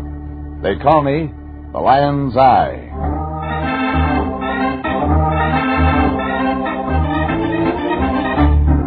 Sunday at 8:30, and CBS brings you Jeff Regan, Investigator, starring Frank Graham as Regan, with Frank Nelson as Anthony J. Lyon. So stand by for mystery, suspense, and adventure in tonight's transcribed story titled, There's Nothing Like a Pork Chop When Supper Rolls Around.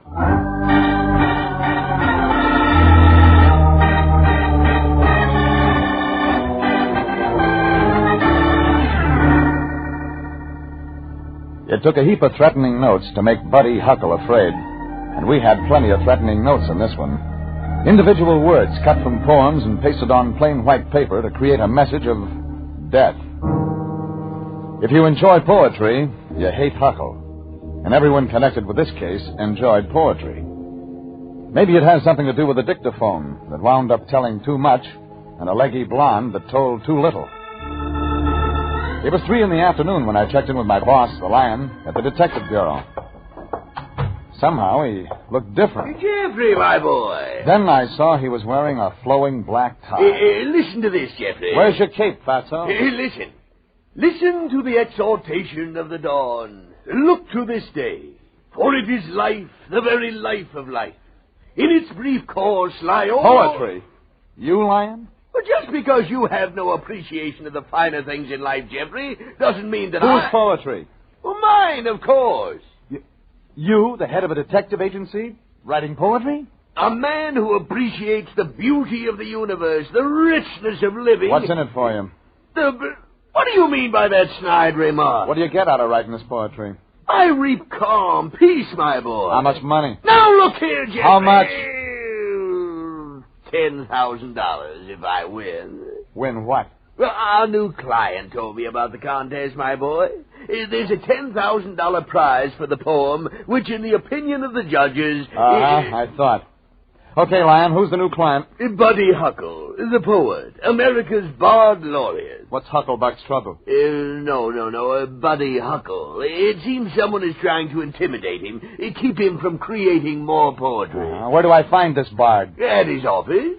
Office? Well, he has to work someplace. Now, you get right down to this address and do what you can. Did he, pay you? There was a check for $200. Buddy Huckle is solvent. Well, for an artist, that's suspicious. You do a good job, my boy, and the Lion Detective Agency might turn up in his memoirs.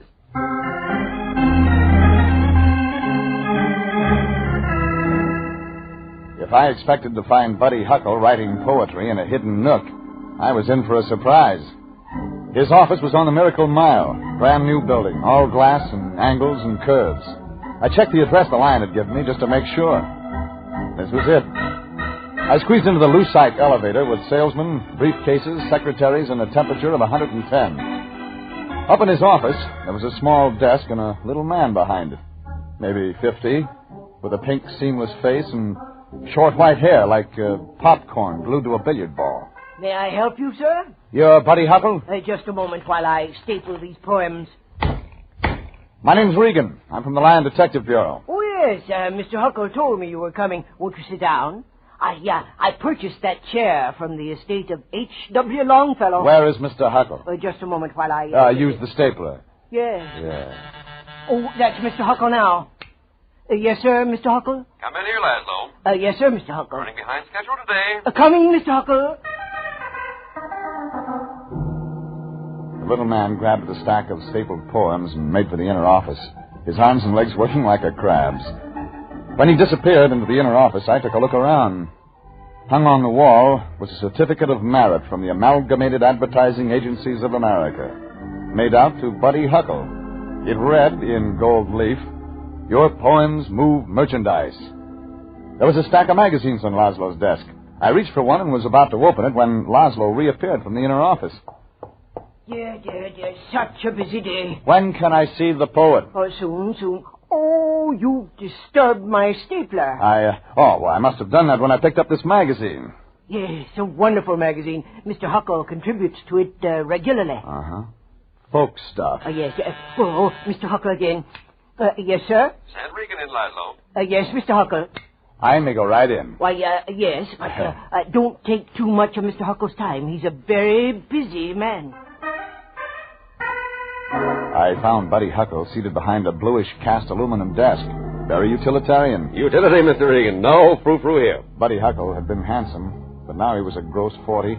His overlarge face hung in little white puffs, damp-looking. Your time, Mr. Regan. You don't get work done sitting in the sun. Over Huckle's desk hung the motto, Drive. Regan, I can give you 3 minutes. You're paying for it. Hey,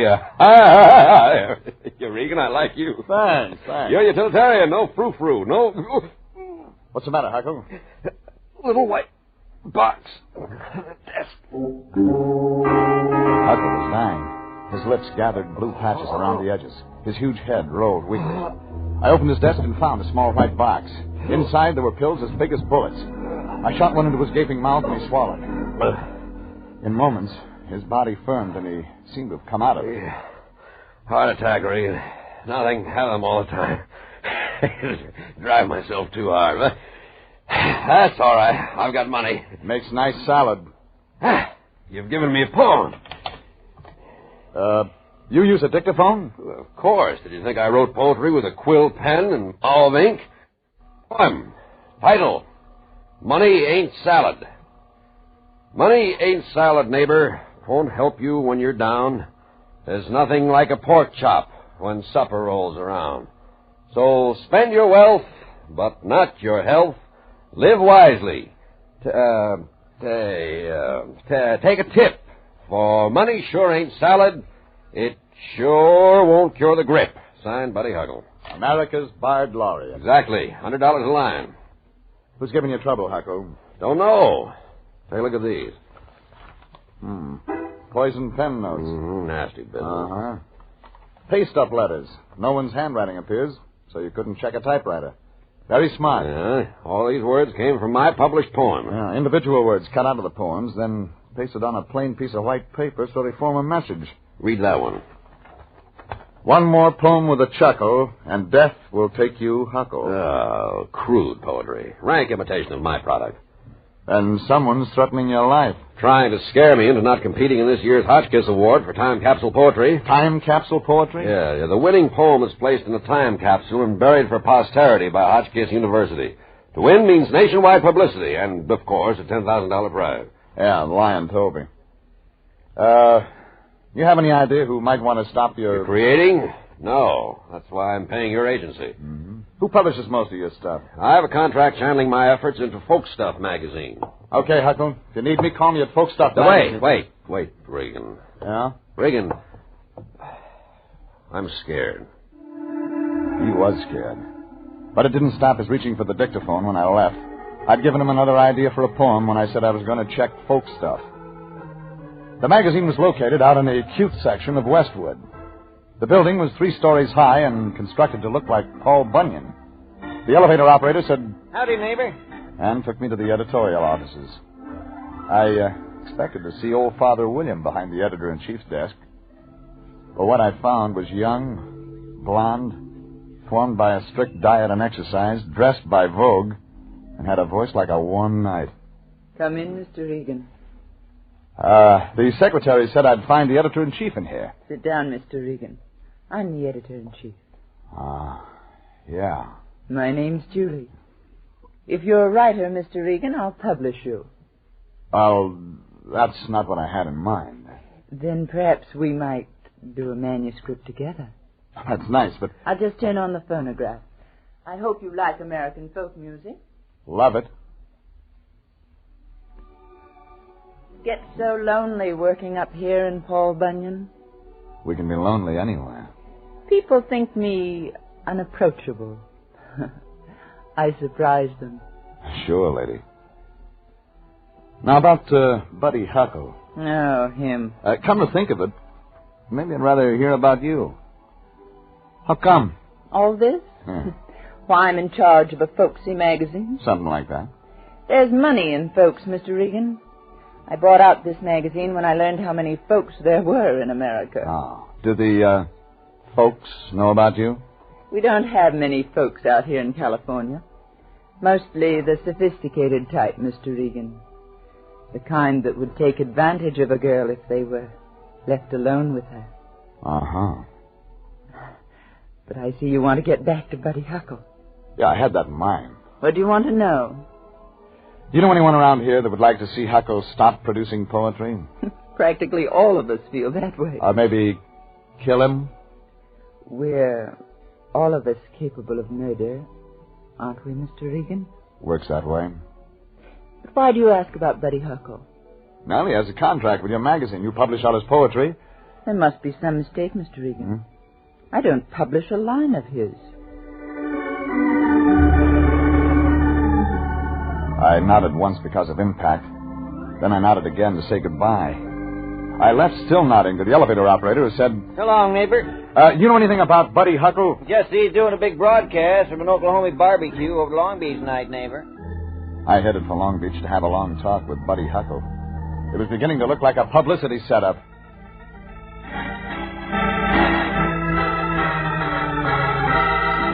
When I arrived, I found the broadcasting studio on the 5th floor of the Ocean Stone Hotel.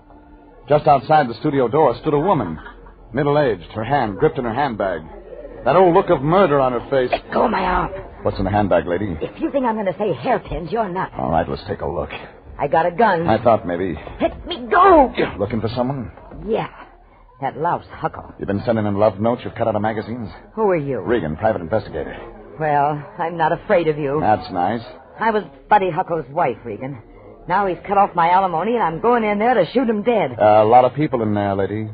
Witnesses. Oh. You say you're right. Thank you. You talked me out of it. Goodbye, lady. Goodbye, mister. And thanks. The broadcasting room was a regular hotel room that had been wired for sound. There was a character in a padded suit that kept eyeing a clock and rubbing his moist hands on his sleeves. This must have been the producer. Buddy Huckle was seated at a green-top table, his eyes on the papers in front of him. Wasn't quite 10, so I said hello. Hello, Regan. I'm on the air in 2 minutes. Oh, that's a lifetime, Huckle. If you had a dictaphone, you could make yourself $1,000 in 2 minutes. Maybe 500. You don't look scared. Oh, that. You can forget our little talk of this afternoon. While I was dictating this afternoon, the culprit walked in, Mr. Regan. I found out who it was threatening me, sending me the note. Would you mind telling me who? Oh, nothing to worry about, nothing at all. I don't know why I was so concerned. Just figure your time and make me a refund on my retainer. A certified pleasure. Huh? Quiet, please. We're ready to cut you in now, Mr. Huckle. I'm ready, George. Okay, stand by. You're on the air in a second. Take my cue. Well, howdy, folks. This is America's Board Laureate, Buddy Huckle, a talking to you. And, folks, I got a swell little old poem for you folks that I hope you're plumb going to like a lot. I kind of like to call it Money Ain't Salad. It goes, they say money ain't salad, neighbor. Won't help you when you're down. There's nothing like a pork chop when supper rolls round. I couldn't take it. I gently made my way around George, the radio producer, to the door and out. It took me a little time to make my way through the crowd down to the street, and I stood there on the sidewalk for a few moments wondering about Buddy Huckle. Maybe Huckle wasn't as safe as he thought. That was his business now. And suddenly, high overhead above the sounds in the street, there was a shattering of glass. Screams from the street as a figure came hurtling toward the pavement. I jumped. Just in time. The body hit the sidewalk. If you looked hard, you could recognize what was left as Buddy Huckle. The final poetic touch was a framed sign that hit right after the body. On the sign was the motto, Drive.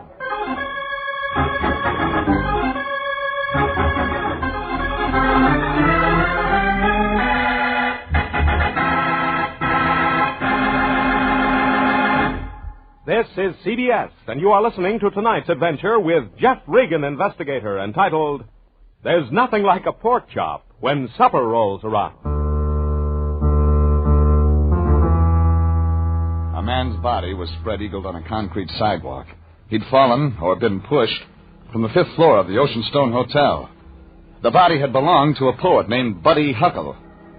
Very popular guy. His discarded wife had been in the hotel gunning for him, and somebody had been sending Huckle notes threatening his life.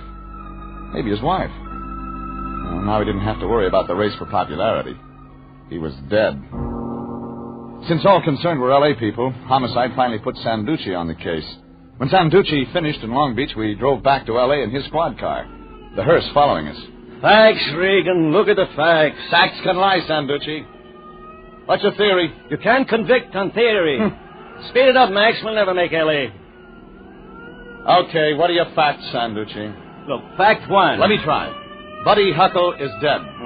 Smart boy. Fact 2, he fell to his death from 5 stories up. Right. His former wife was spotted at the scene of the crime. And she was gunning for her former husband, Buddy Huckle. You said so yourself, Regan. Oh. What about George, the radio producer? He was still in the studio. Didn't see anything. Step on it, Max. There were no witnesses. There were 3. They say they saw a woman running away from the scene of the crime. Oh, you know how witnesses become confused, Sanducci. They may all be wrong. Said woman became lost in the crowd during the confusion. Yeah, and you now have an all-points call-out on Buddy Huckle's former wife. The woman is dangerous, Regan. She's armed. Well, didn't the witnesses say they saw anything else? How much you want a witness to see, Regan? Be satisfied. You know the trouble with facts, Sanducci? You gotta stop when you've got all that'll fit. Where do you place that motto that came down on top of the body? Give it time. It'll fit. Yeah, but it so happens it came from the wall of Buddy Huckle's office. Look, did you ever hear of planted clues, Regan? The dame is trying to outsmart us. She planted a sign, tried to throw us off. All right, have it your way, Sanducci. Hurry up, Max. We gotta get back to L.A. fast. Hey, why is he slowing down? Regulations. Max doesn't take orders from anybody but me. All right, step on it, Max.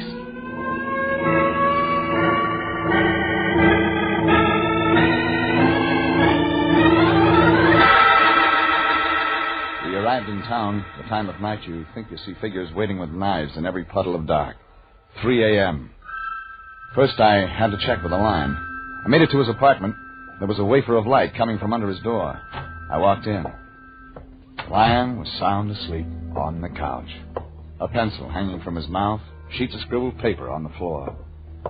Come on, Lion, get up. Hello, public library. It's you, Jeffrey. Expecting a love bandit? I must have forgotten to lock the door. One world and a lock on every door. Oh, as a matter of fact, I was working on my entry for the Hotchkiss Award for Time Bomb Poetry. Capsule. Oh, yes. I have another stanza, Jeffrey. Listen. The glory of action, the splendor... Lion, our client is dead. Dead? Oh, but that's horrible, my boy.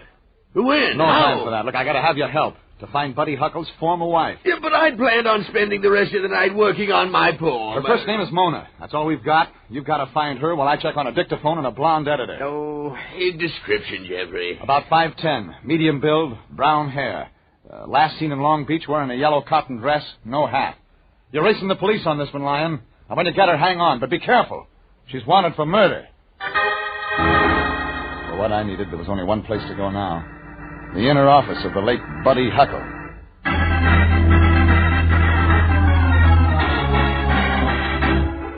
Dark inside the office. Very. The door to the inner office was locked. None of my keys would work, so I used my shoulder. The door gave, and I was in the inner office. I snapped the lights on.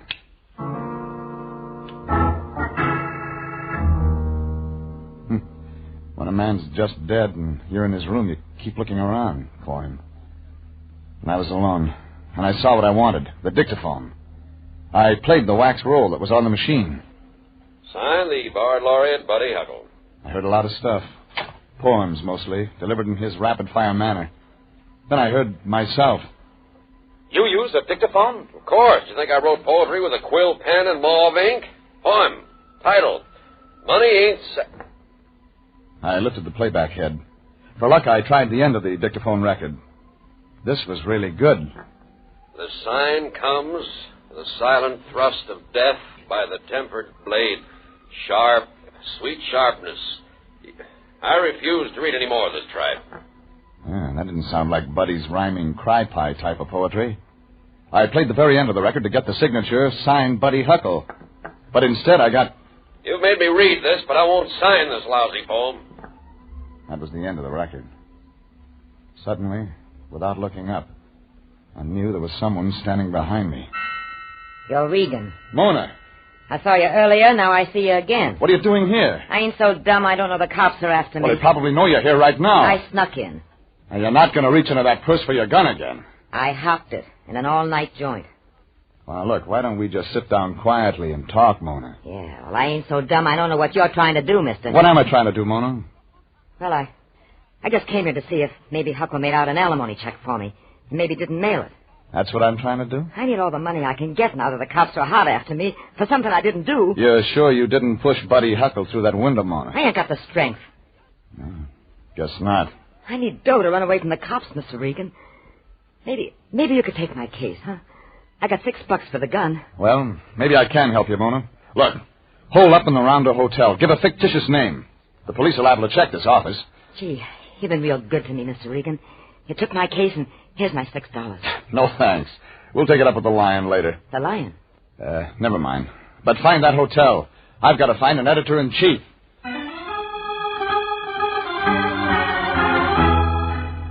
The phone book gave me Julie's home address. Julie being the editorial brains behind Folk Stuff magazine. It was almost dawn now, but when I rang the doorbell of her swank apartment, I got an immediate response. Come in, Mr. Regan. I went in. You know the police have already come and gone. Yeah, they get around. You're expecting to find something they didn't? Thought maybe. Drink, Mr. Regan. Well, it has been a long night. Say when. Now. Rugged individualist. Decided to do that manuscript with me? Not what I had in mind, lady. Maybe you'll tell me what you did have in mind. You were closer to Buddy Huckle than most people know. Just so, sir. Huckle had a reputation as a poet. He set you up as editor of Folk Stuff magazine. But you were pretty rich, even for his blood. You know, you're wrong, Mr. Regan. I am? But it makes a good story. More? Why don't you try? Maybe it'll make more sense. The magazine Folk Stuff does belong to me, Mr. Regan. No strings.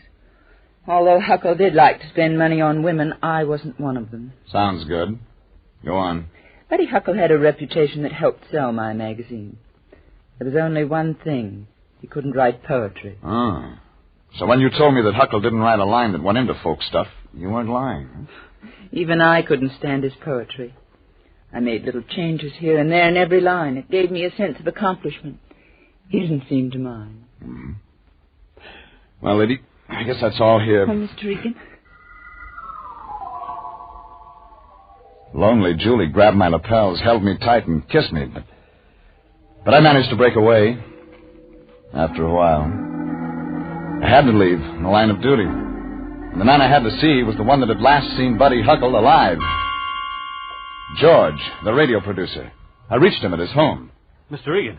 You produced Buddy Huckle's broadcast at the Ocean Stone Hotel last night. Lousy show, no fire. Yeah, but you were the last man to see Buddy Huckle alive. No, there must have been somebody else. You followed Huckle out into the hallway after the... Lied to the police. You must have seen something. What? I stayed in the studio. Oh, George, open up. Ow! I don't want to get mixed up in it. Let me alone. Now. All right.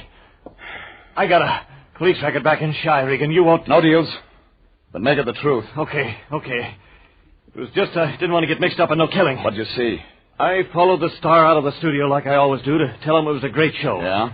Only when I opened the door, I saw this little guy pop out of the crowd and plant his two hands against the star. Buddy Huckle. Yeah, and push him through the window. Thanks, George. That's all I need. I tried to step back before I saw it happen. I got a record, Regan. Sure. Try not to worry, George.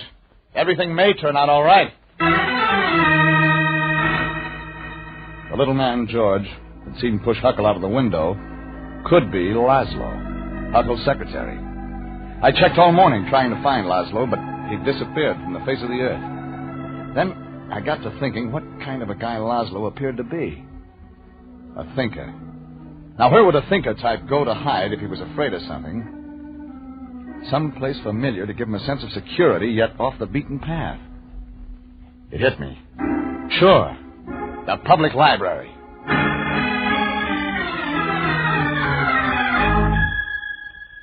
And that's where I found him. 2 flights below street level in the last reference room. Laszlo. His round popcorn white head was bent over a book. Hanging above his head was the public library sign, Silence. It's you again. Come with me, Laszlo. No, you shan't take me alive. Stop poking your pocket at me, Laszlo. It's a dueling pistol. It belonged to Edgar Allan Poe, and it'll fire again in righteous cause. Yeah, sure. Now listen, Laszlo. I know you finally blew your top about Huckle's poetry. You sent him those pasted notes threatening his life to keep him from writing any more. He dictated his poetry. It's all over, Laszlo. No. You can't prove anything. You were seen pushing Huckle to his death. Oh. But I just couldn't stand it any longer. Today, after you left, I held this dueling pistol to his head and made him dictate one of my poems for spite. And then I resigned. Go on. He put money ahead of art. With his reputation, he was going to win the Hotchkiss Prize without their even looking at his work, while my poetry would go begging. You realize that I am one of only 4 men in the world who really understands Gertrude Stein? Go on, Laszlo. I didn't want to hurt him. Just frighten him into ceasing to write poetry. You followed him to the broadcast last night. Yes, it was the last resort. I was going to interrupt the broadcast. Tell the world he was an imposter, not a poet. Yeah, but you have the motto from his wall with you. Yes, positive proof of his inartistic approach. His motto was drive. But I couldn't go through with it. I was leaving when... You saw Huckle leave the scene of his latest triumph, the broadcasting studio. This was too much. You killed him. I was blind with rage. In pushing Huckle, you dropped the motto out of the window, huh? Well, I don't know. I don't remember. It all happened so fast. Let's forget the dueling pistol, Laszlo. Just come along quietly. No, you shan't take me alive. Hand that gun over, Laszlo. No, stand back. The dueling pistol went off in his hand. The bullet cracked the ceiling. I grabbed the gun away from Laszlo. He didn't put up much of a fight. And then I led him from the library as quietly as possible.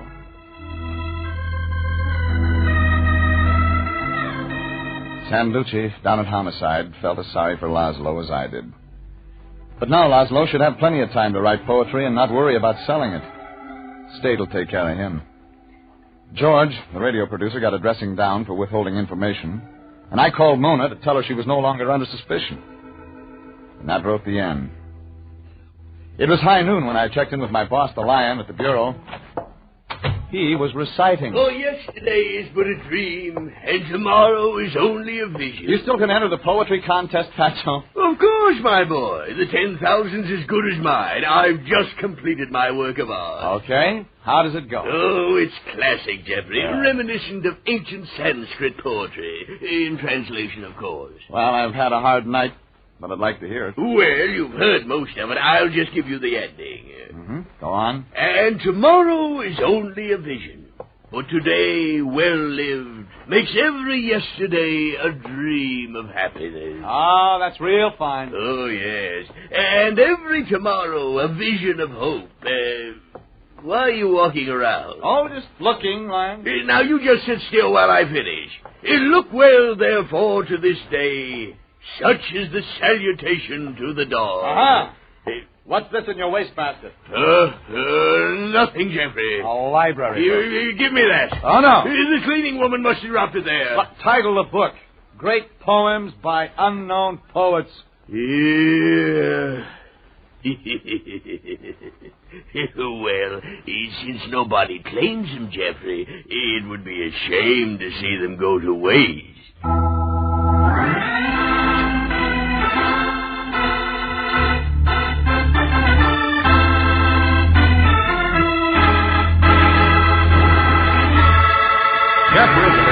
Investigator is written by William Frug and Gilbert Thomas, produced and transcribed by Sterling Tracy, and stars Frank Graham as Regan with Frank Nelson as Anthony J. Lyon. Original music is by Dick Arant.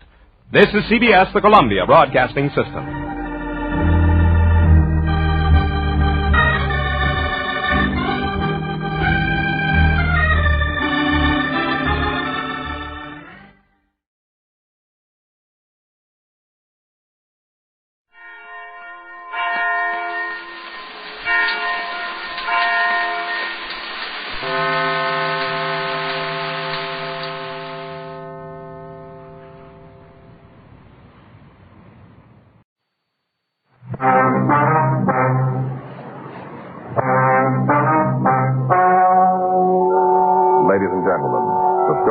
To hear is true. The names have been changed to protect the innocent.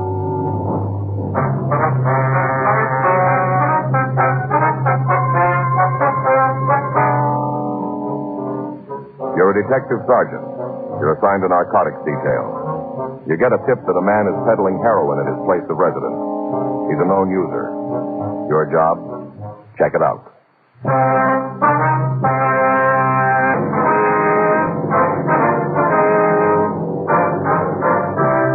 Dragnet, the documented drama of an actual crime. For the next 30 minutes, in cooperation with the Los Angeles Police Department, you will travel step by step on the side of the law through an actual case transcribed from official police files. From beginning to end, from crime to punishment, Dragnet is the story of your police force in action. It was Tuesday, September 6th. It was hot in Los Angeles. We were working the night watch out of narcotics detail. My partner is Frank Smith. The boss is Captain Walter. My name's Friday. We were on our way out from the office, and it was 9:33 p.m. when we got to the corner of 8th and Temple. Converted garage. Is that the right address? Yeah, why don't you swing around here at the corner? We can park across the street up there. Okay. Yeah, right up here will do. All right. Sure isn't much of a house. Looks more like a store or something. Yeah. You sure that's where he's living, Joe? Yeah, Nicky says the place used to be a garage. Oh? Fellow who ran it went broke. Turned it into living quarters. Oh, I see. How long's Denson been staying here? About 6 months. Alone? Well, he's got his family with him. Wife, 2 or 3 kids. Well, what do you think? Should we tap him now? Let's give it a couple of minutes, see if he's drawn any customers. Okay. Is this Nicky sure about all this? Yeah, he says he is. Says Denson's loaded for action, 30 or 40 caps. Just got him tonight, huh? Yeah. Nicky know who he got him from? If he does, he wouldn't tell me. Joe. Front door. Yeah. Must be the wife. Wonder who she's looking for. I don't see anybody. Guess she doesn't either. Well, that might make it a little easier for us. What do you mean? She left the door open.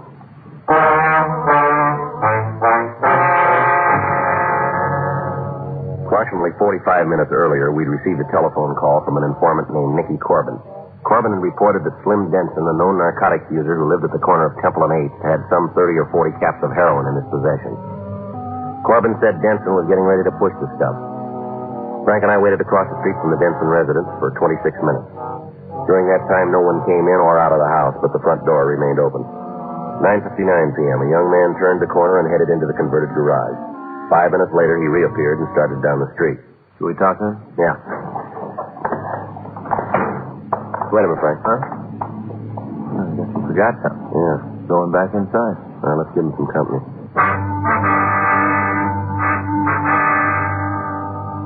The man re-entered the Denson residence. As soon as he disappeared through the front door, I moved in after him. At the same time, Frank went around to the rear of the building. The garage had been crudely partitioned into rooms, and the front area contained an overstuffed sofa, a dining room table, and chairs, and a TV set. In addition to the young man who had gone in ahead of me, there were 2 other people in the room.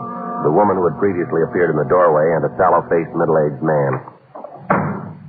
Now, hold on, mister. Where do you think Police officer, you're under arrest. Police? That's right. Don't move any of you. It's a fine time for you to be showing up. You ought to be ashamed. How's that? 3 hours ago. That's when you should have been here. That's when we needed you. Oh, now take it easy, Alice. Don't start raising no stink. Little girl, only 7 years old, running around the city like this. Lord knows what could have happened to her. You call a cop, he don't even show up till 3 hours later. I told you, hold your mouth. Elsie's my baby. I was half out of my mind when she didn't come home from school. No thanks to you that she got home at all. I don't know what you're talking about, lady. Elsie, that's what I'm talking about, my baby. Yeah.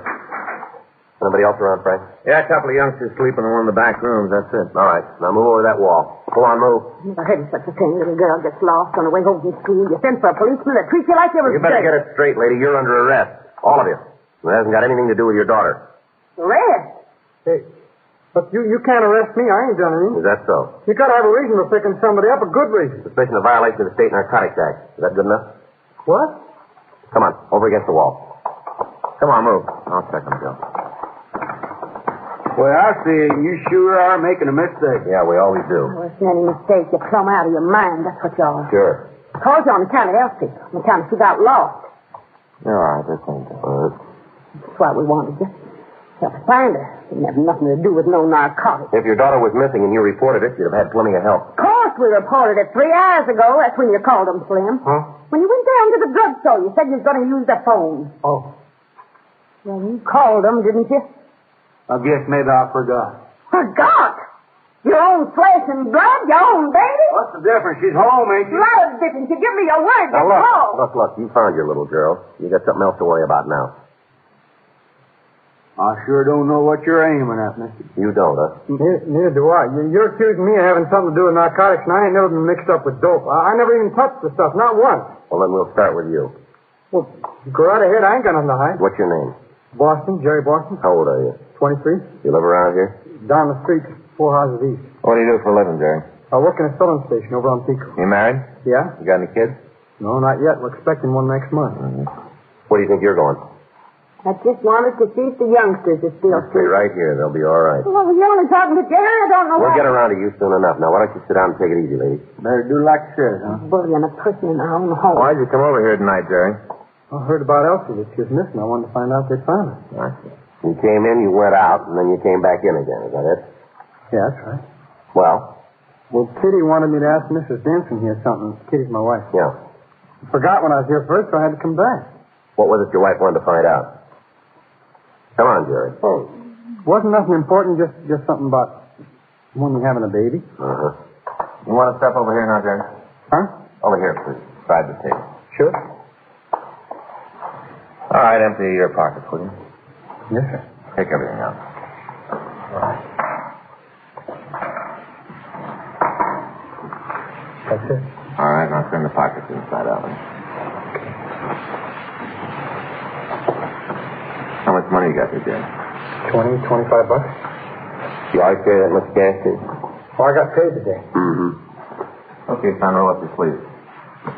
Do what? Your sleeves. Come on, roll them up. All right. A little higher. Come on. Okay. Okay, roll them back down. You and the Dansons pretty good friends, are you? Oh, we're neighbors. Mm-hmm. How long you know each other? 4 or 5 months, I guess. However long they've been living here. Hey, what the heck you doing with that lamp? Why, is the light bother you? Well, it's kind of bright when you're looking right into it. Okay, Jerry, put your stuff back in your pocket. Now take a seat someplace. Hey, wait a minute. You mean I got to stay here? For the time being, yeah. Well, look, Kitty will be worried. I only thought I was going to be gone a couple of minutes. Idea of putting a nice young fellow like Jerry through all this foolishness. Well. Let's see how well you do it now, Denson. Huh? Come on, over here. You already been wrong once, haven't you? Maybe. No sense carrying on like this. No sense at all. Now, why don't you fellas just admit you made a mistake and go on your way? Over here. Come on, quit stalling, will you? Move. Now, go ahead. You empty your pocket.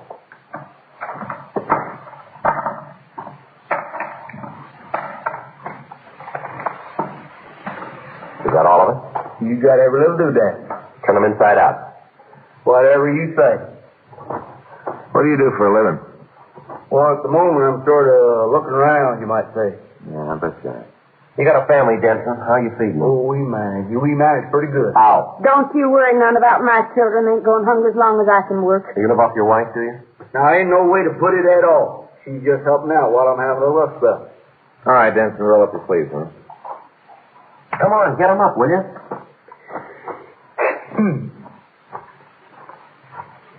Frank. Yeah.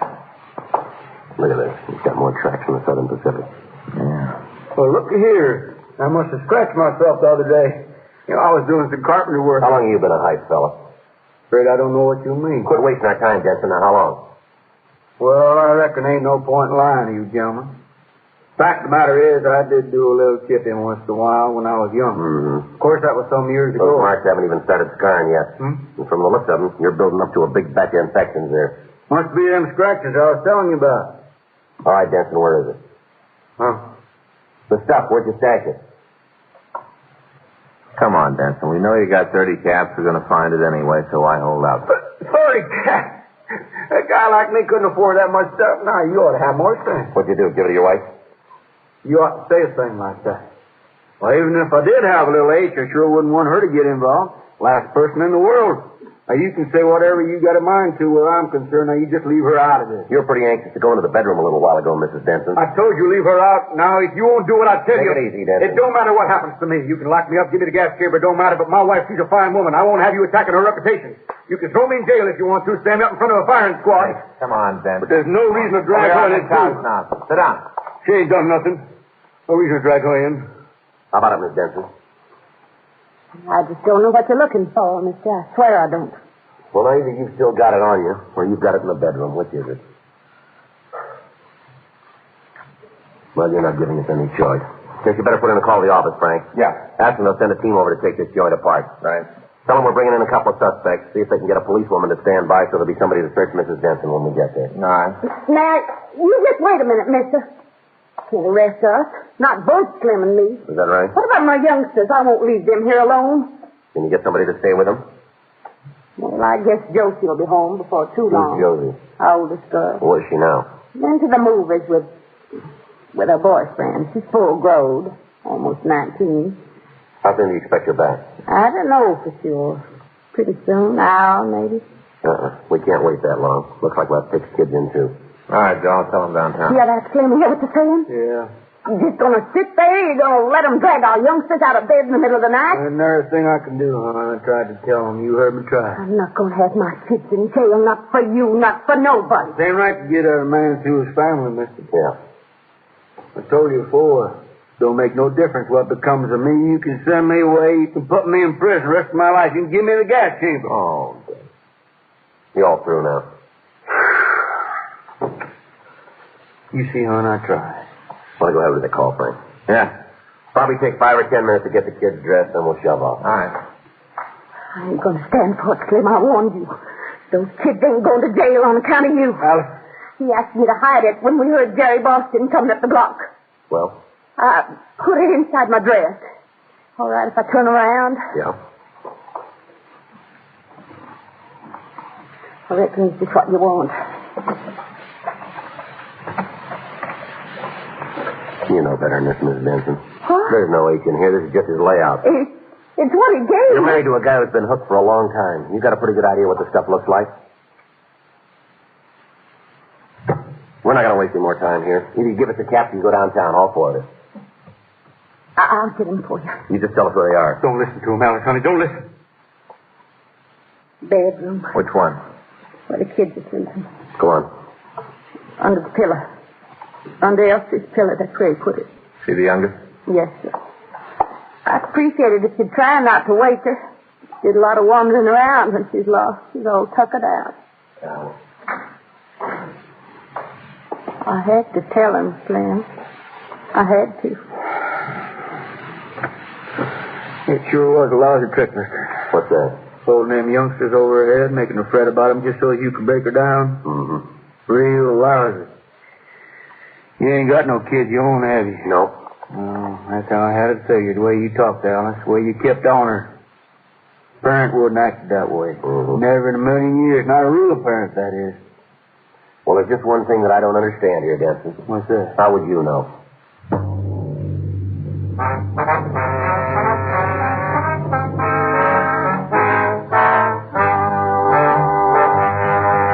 One of the pillows in the children's bedroom, Frank found an envelope which contained 32 caps of heroin. Denson admitted that the H belonged to him, but he refused to tell us where he'd acquired it. Jerry Boston denied any knowledge of the drugs. We made arrangements for the 2 Denson children to be placed under protective custody of the Juvenile Division. 10:42 p.m., we took the Densons and Jerry Boston down to the Narcotics Bureau for further questioning. Our investigation revealed that Boston was not implicated in the case, and he was released. 11:17 p.m., while Frank interrogated the Denson woman, I talked to her husband in the adjoining room. Oh, I I never saw the like. You sure are hard to satisfy, mister. I told you the stuff was mine. Now what more do you want? It just doesn't add up, Denton. Don't see why not. Well, you called it back at your place. What's me? Well, where would a hype like you get enough money to buy 32 caps? Well, I had me a little extra put away. Price was right, so I made a buy. Now, don't give me that. You're scratching just to keep even with your habits. I'll bet you hook. Now, we've seen the marks on your arms. You want me to guess? 3 caps a day. That about it? All right, Denton. Who's the stuff belong to? Look, fella, you're dead. We can make you on possession, maybe even on sale. Sale? You must be off your rocker. You know I never sold none of them. Story we got, you're already to start pushing. For all we know, you started. Anybody told you that, he's a liar. Mm-hmm. I ain't no pusher, I never have been. Then what are you doing with 32 caps? I keep a telling you, mister, they were cheap. How cheap? $5 a cap. Now, that's mighty reasonable for them these days. $165 isn't reasonable. You never saw that much money. All right, who'd you buy them from?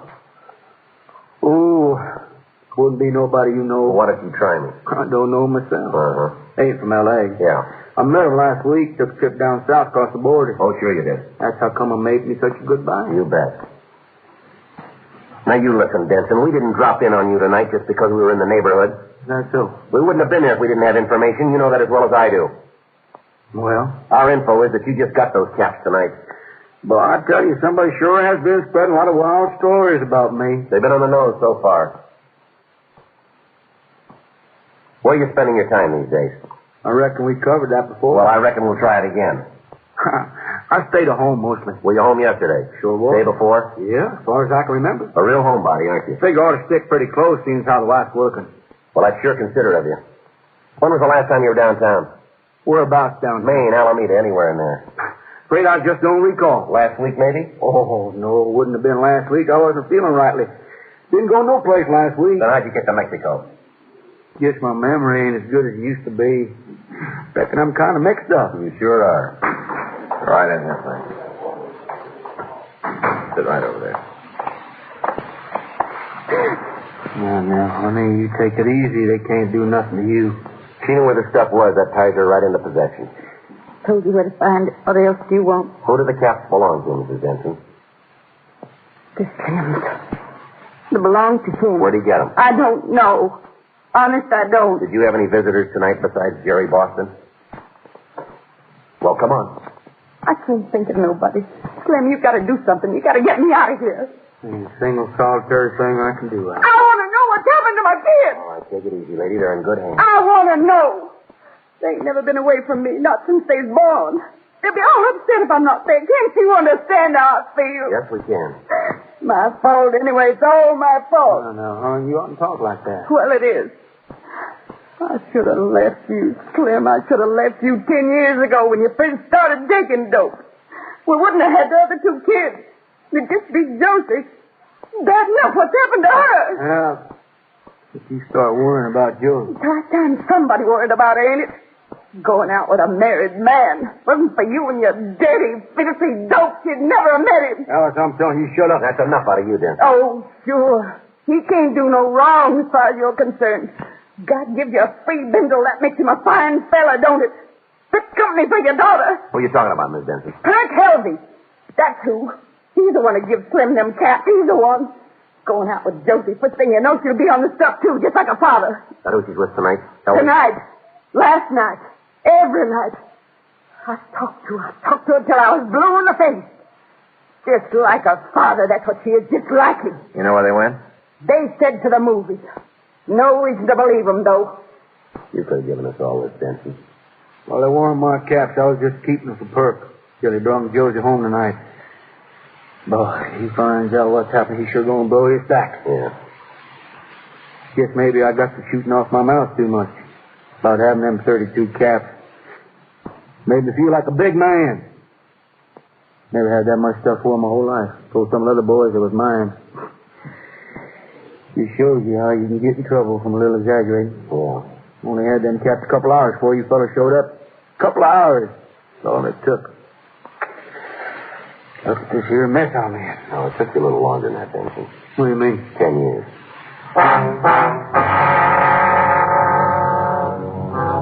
From previous investigations, Frank and I knew that Perk Helvey was involved in the narcotics trade. He'd been arrested several times for possession, but so far he'd always managed to escape conviction. At the time of his last arrest, some 5 months ago, he had been in the company of his wife, Marjorie.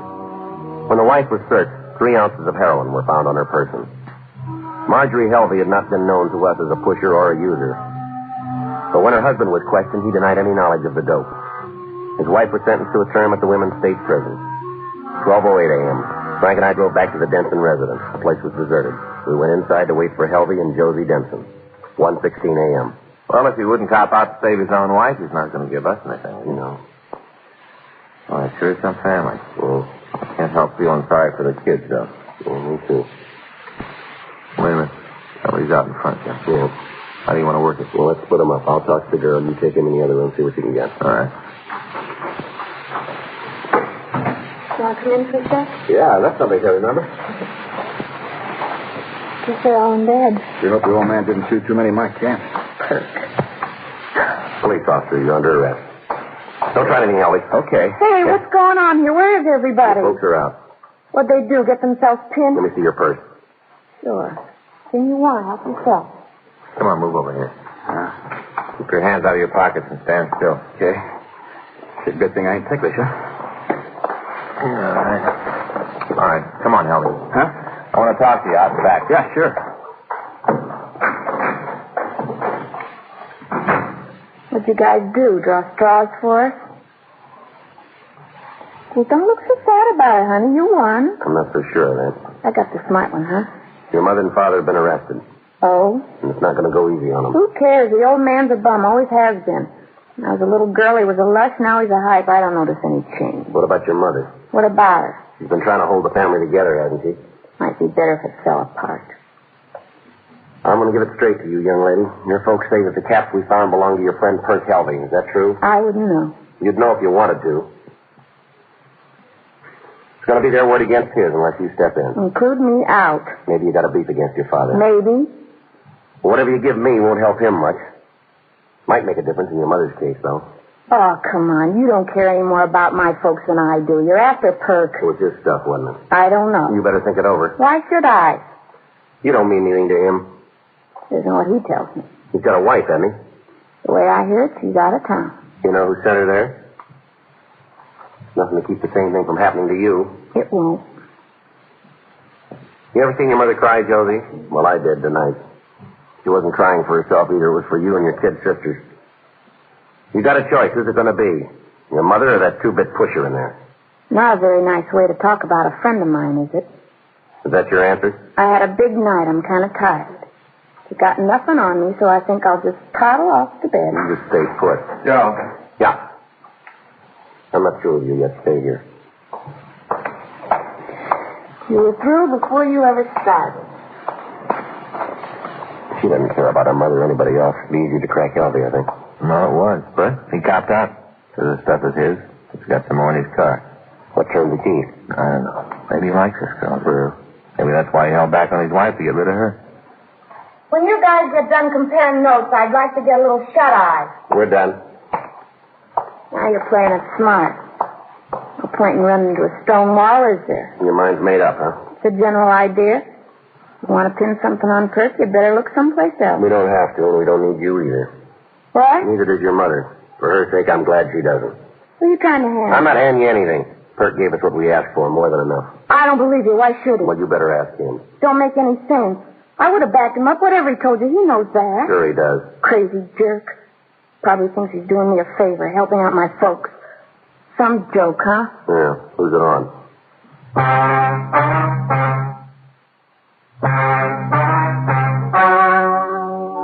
The story you've just heard is true. The names were changed to protect the innocent. On December 28th, trial was held in Department 98, Superior Court of the State of California, in and for the County of Los Angeles. In a moment, the results of that trial.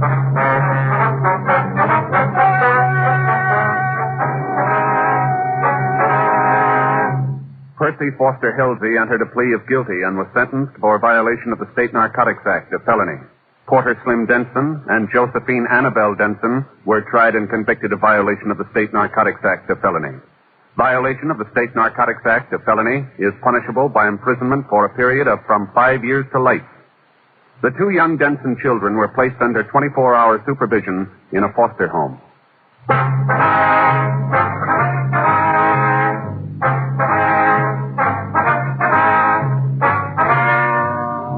You have just heard Dragnet, a series of authentic cases from official files. Technical advice comes from the Office of Chief of Police W.H. Parker, Los Angeles Police Department. Technical advisors Captain Jack Donahoe, Sergeant Marty Wynn, Sergeant Vance Frazier. Heard tonight were Ben Alexander, Virginia Gregg, Jack Crucian, Joyce McCluskey, Herb Ellis. Script by Frank Burt. Music by Walter Schumann. Hal Gibney speaking. Watch an entirely different Dragnet case history each week on your local NBC television station. Please check your newspapers for the day and time. Chesterfield has brought you Dragnet, transcribed from Los Angeles.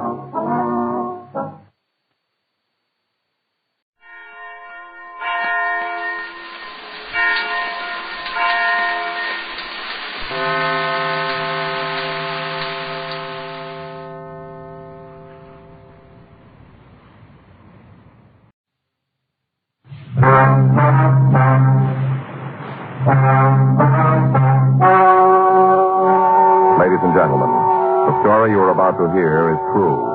The names have been changed to protect the innocent.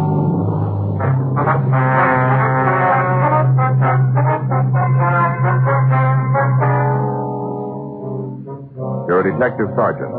You're assigned the homicide detail. You get a call telling you that the body of a man has been found in the motel room. There's no lead to his true identity. Your job? Check it out.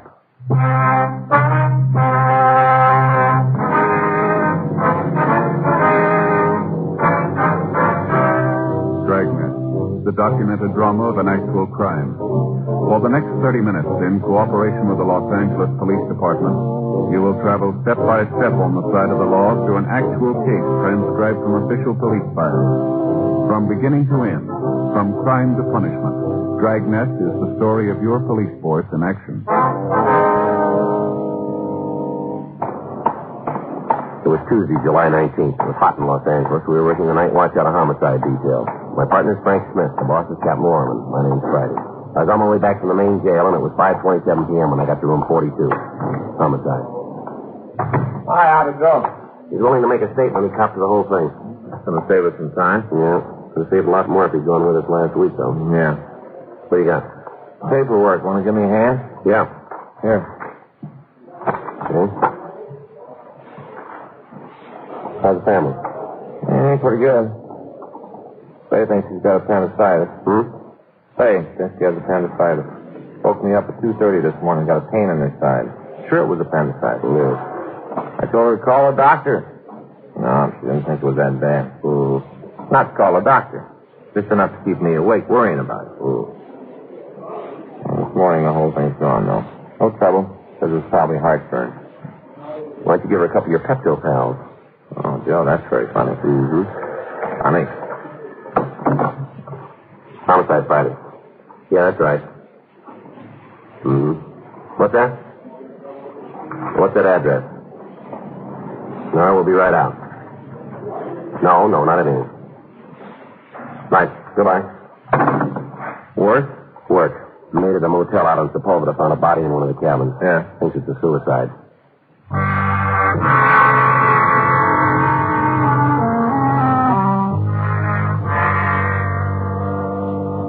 Frank and I left the office and drove out to the address. It was a modern motel set back from the highway. There were 14 cabins surrounding a swimming pool on the lot. We met with a woman who'd placed the call and the owner of the place. Right over there, number 8. Anything been touched in the room? No, sir. As soon as I saw him, I knew what had happened. I locked the door and called you. Nice. What's his name? Registered as Tom Rustad in Phoenix. How long has he been here? About 10 days. I'd have to check the card to be sure. Is he alone? Here, I got the key. Go ahead. Thanks. You touched the body at all? No, I should say not. I've worked around motels for a long time, yet and so nothing bothers me. Tell you, though, this almost did, like this scared me half to death. Yes, ma'am. Better call the lab, ask them to come out, huh? Yeah. Be all right if I use the phone in the office? Well, sure. You go right ahead. It's on the desk, back of the counter. All right. Thing like this, it isn't going to do the place any good. I hope it can be played down in the papers. Yes, sir. This is the first kind of trouble we've had. Suicide sure isn't going to help. I wish there was some way to change it. Well, there is, but that wouldn't help much either. What do you mean? He's dead, isn't he? Yeah, but he had help.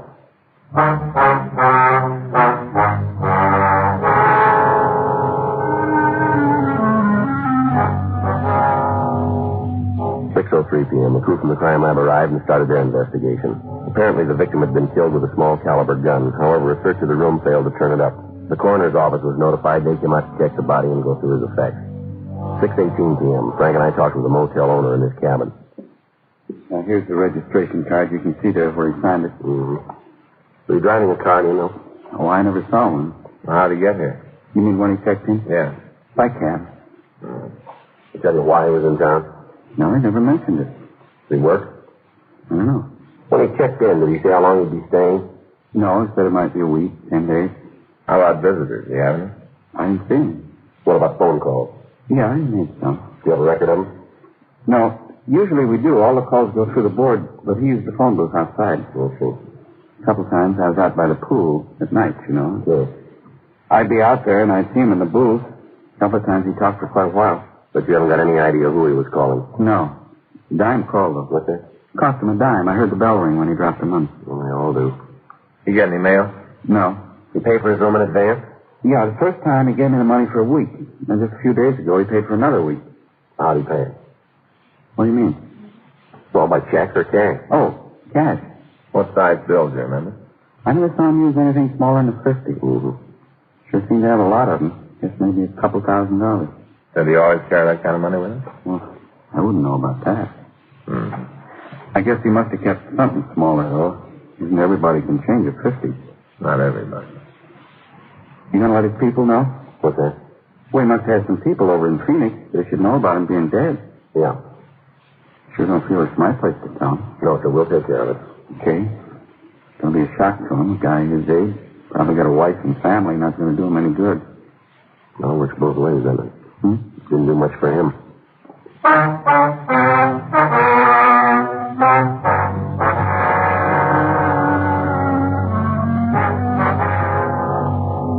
In going over the place, the crime lab found the room had been ransacked. Although none of the possessions of the victim had been taken, there was no money in the room and no personal identification could be found. The place was gone over for fingerprints. Several clean sets were lifted, but they belonged to the dead man. No other usable physical evidence was recovered. The coroner's office checked through the victim's luggage. In one of the suitcases, they found an unstamped letter addressed to a June Russell in Reno, Nevada. Its contents explained that the victim expected to be in that city at the end of the month. There was no way of establishing a relationship between the two people. The coroner sealed the motel room, and Frank and I returned to the office. We sent a radiogram to the authorities in Phoenix asking for all information on Tom Rustad. The following morning, Wednesday, June 20th, we got their answer. There it is, Joe. Phoenix? Yeah, take a look.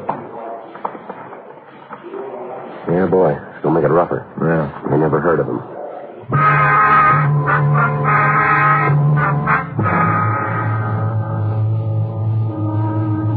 In the hope of getting an identification of the victim, his fingerprint classification and description was sent to George Brereton up at CII Sacramento, FBI headquarters in Washington, and to the police departments in the 7 western states. A close check of his clothing revealed that Tom Rustad's suits were tailor-made and had been made in Reno. We contacted the authorities there and asked them to check on the tailor shops in the area. We also asked if they check out the woman Rustad had written to. While we waited for the answer, we contacted the cab company that had serviced the area around the motel. We asked them to go over their way bills and report all trips from the motel and all trips to the address. 2 hours later, we got the list and started to check out the drivers. Sure, I remember the guy. A couple more like him, I could buy my own cab company. What do you mean? Well, he's a big tipper. Never had anything less than a half a sawbuck. Mm-hmm. Down at the stand, you got to be a real battle. Who's going to pick him up? You know, the loop? Yeah. Where do you usually take him? Well, different places, restaurants, shows, different places. Did he ever tell you what he was doing in town? Well, we'd talk. You know, a long drive downtown gets kind of dull. A couple of times he rode in the front seat with me. Guess maybe the company wouldn't like it, but that's the way he wanted it. Mm-hmm. What'd you talk about? Weather, fishing, lots of things. Yeah? Mostly about girls, though. He thought he was quite a ladies' man. The way he dressed, all that money he should have been. You ever see any of his friends? Listen, how come you're asking all these questions? It's police matter. I knew that when I got the word from the front office. They told me to ride with you all the way. Well, what's the beef? You after Roosted or something? Investigation. Oh. Now what about his friends? Well, if you wouldn't want him to find out, blow the whole deal. Probably wouldn't call me anymore. What's that? Marcia. Who? I don't know her last name. Some bimbo Roosted knew. You ever meet her? Not Swamp. What's that mean? Why, she was in the cab. You know, I'd pick them up here, drive over to her place, and take the two of them down to a restaurant. Mm-hmm. So, real beautiful. Was tall, blonde, gorgeous. Roosted was pretty friendly with her, was he? Yeah, I guess so. The way he talked, he liked her a lot. You got her address? Yeah, I suppose. Huh? Well, you guys rouse this can lead right back to me. Cause a lot of trouble. Tell you, he's a funny guy. Talk about a lot of things, but he don't like to have you ask questions, especially about him. Yeah. Got real touchy when I talk about where he was from, what he did for a living. Yeah. That's why it's important you don't get me in trouble with him. I can use those tips. Well, don't count on them anymore. Huh? They won't be coming.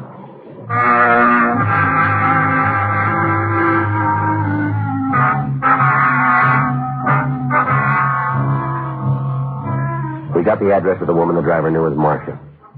We called the office to check on the wires we'd sent. There's been no answer to any of them. 1:30 p.m., we drove over to see the woman. The place was a new apartment building on Wilshire Boulevard. On the mailbox, we found the name Marcia Lovequist and the information that she occupied apartment 14. We went up and rang the bell. Oh, doesn't look like she's home. Yeah. Let's check with the manager. All right.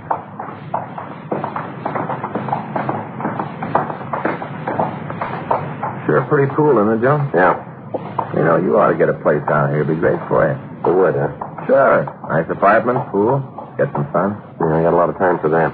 Well, once in a while. It wouldn't cost so much. Mm-hmm. Be nice. Me and Faith come over and see you and bring the kids. You bet. Well, you wouldn't want to be a hog about the pool, would you? Not me, Frank. You feel that way, just forget the whole thing. That's what I was planning. You just forget it. Here's the manager. Can I help you? Wonder if you could tell us where you can find Miss Lovequist. Marcia? Yes, that's right. Oh, saw her a few minutes ago. Oh, yes, there she is over by the pool. See, with the straw hat. Oh, yeah. Thanks very much. Sure. Thank you, ma'am. Miss Lovequist? Yes? The police officer'd like to ask you a few questions. Policeman? I don't know what I could tell you, but go ahead. Sorry if we sit down? Sure. Pull up a couple of stools. Thank you. Thank you. I'll go.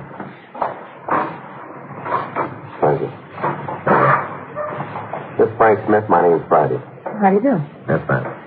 Now, what do you want to see me about? You know a man named Roosted? Yeah, why? What can you tell us about him? In trouble? No, we're just checking. Oh. Well, what do you want to know? You know where he's from? Me his hometown? That's right. Someplace up north. I don't think he ever said. How'd you happen to meet him? Cocktail party, hotel downtown. There was a convention. My agent got me a job as a hostess. Mm-hmm. I'm a model. Do some work in TV. Things get a little rough. You take what you can get. Yeah. And Tom was there, and we got to talking. Went out to dinner. Quite a bit after that. Could he tell you what he did for a living? No, I don't think so. Salesman, I think. Talked like one. What about this convention? Hmm? You know what it was for? Oh, dentist. But he didn't have anything to do with that. He was just there. Oh? Told me he was sitting at the bar, and one of the guys asked him to come up and have a couple of drinks. That's all. He wasn't a dentist, though. I see. Do you have any friends here in town, would you know? Yeah, I don't. Listen, why don't you ask him? He'd go along with you. Nice guy. He'd be able to answer these questions a lot better than me. Well, we're checking everybody who knew him. Oh, I see. Well, nice guy. Had a lot of fun. Where'd you see him last night? Stayed for yesterday. We had dinner, took a drive. He came by for a nightcap, and then he called a cab and went home. Did you hear from him yesterday? No. Didn't really expect to. Why? Well, you see, we had kind of a fight. Nothing serious. I didn't figure I'd hear from him till maybe today, you know. We both got over the mad. Mm-hmm. Can you tell us what the argument was about? Well, the same to you, I'd rather not. It was pretty important that we know. Well, I guess it can't do any harm. He was just getting too serious, that's all. Yes? Too serious. Told him I had to go out of town on a modeling job. Santa Barbara would be gone a couple of days. He got real mad. Said he didn't want me running around like that anymore. Mm-hmm. Real possessive. I told him he didn't have any right to tell me what to do, that we weren't married, you know? Yeah. Well, from there it got loud. Him telling me I wasn't going to Santa Barbara and me saying he couldn't stop me. He finally called the cab and went home. What time was that? Oh, I guess about 3:30. Might have been 4, no later.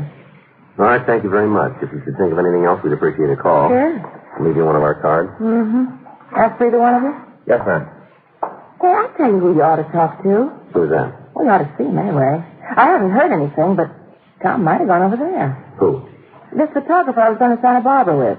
Tom might have gone over to see him. Can you give us his address? Yeah, I've got her upstairs. Did Roostad know this photographer? Well, I'd never met. He knew about him, though. Yeah. That's why I might be able to tell you something. No? Well, Tom thought there was something between us, this other fella and me. Of course, I told him it was silly. It didn't make any difference, though. Real jealous, possessive. Said him and the other fellow were going to tangle someday. I hope not. Why? I know the other guy. Yeah. He'd kill Tom.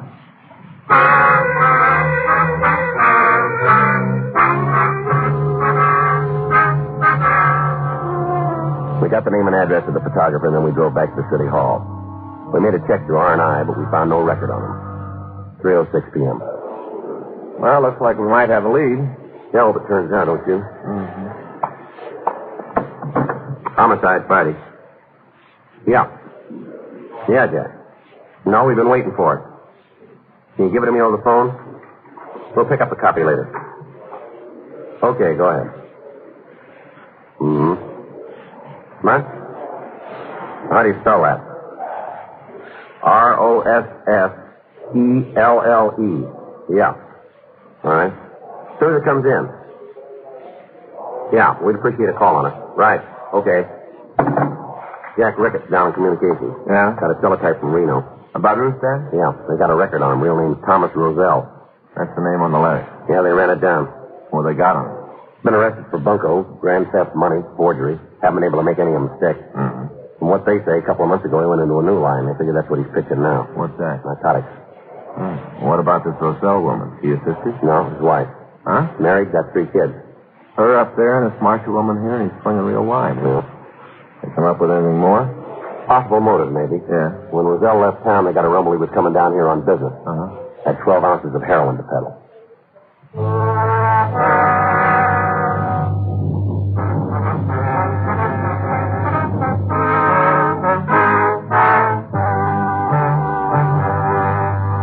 We put in a call to Narcotics Division and talked to Captain Walter. He told us they didn't have anything on Roselle, but they'd heard about a new supply of high-grade heroin being moved into town. We told him what we'd found, and then we drove out to talk to the photographer the victim's girlfriend had mentioned. Well, I'm sorry, fellas. I haven't got any idea what you're talking about. Have you seen Tom Roostad or Roselle? Sure, I didn't say I hadn't. But I didn't have anything to do with killing him. How'd you know he was dead? It's all over the afternoon papers. Don't you boys read your own publicity? When did you see him? Roostad? Sure. Night before last. Monday? Yeah, I guess so. Really, Tuesday morning. What time? Well, about 4:15. Yeah, that's it. 4:15, I remember, because he woke me up. I looked at the clock. Mm-hmm. What do you want? Oh, he had some wild idea there was something going between me and Marcia. Was there? Well, I don't see if there's any of your business, but it doesn't matter to me, so I'll tell you. No, there wasn't. Mm-hmm. She's a model. I'm a photographer. She worked for me. I paid her $25 an hour. That's all there was. Yeah. I ain't going to tell you it wouldn't have been nice, but it just didn't happen. I don't believe in romance around the office. Doesn't do anything but cause trouble. Yeah. What happened when Roostad came in? Oh, made a lot of accusations. I told him they weren't true. Said he had a filthy mind. Told him to get out. Did he go? No, I tried a little muscle. I belted him a couple of times, and that ended it. Mm-hmm. Poured him a drink to show him there weren't any hard feelings, and a couple more. Yeah. Kicked it around a while, and then he left. What did you talk about? Look, am I a suspect? Is that way on my back? We're talking to everybody who knew him. Well, you can cross my name off the list. I belted him, that's all. I didn't shoot him. All right. Did he call a cab from here when he left? No, I was going to, and then he decided to walk. Did you see him leave? Certainly. I locked the door after. No. Watched him walk outside from the window there. Must have changed his mind about the cab, though. What? Cab. Must have changed his mind. I thought you said he didn't take one. I said he didn't call one. The cruiser picked him up. They drove off. You didn't get the number of the cab, did you? Well, look, a guy woke me up at 4 o'clock in the morning. Came in here, wanted to start a beef. I finally got rid of him. I'm a 9 to 6 boy. I haven't got time to stand around windows and get cab numbers for you cops. I went back to sleep. All right, Nestler, anything comes up, give us a call, will you? Yeah, sure. Take this card, will you? Oh, look, I'm sorry if I sounded off. Just that I don't want to get mixed up in it. You can understand that, can't you? Sure. No hard feelings, eh? No. I'll be honest with you. I didn't like Roostad. I didn't like him an inch, but I didn't hate him. Not enough to kill him. Somebody did.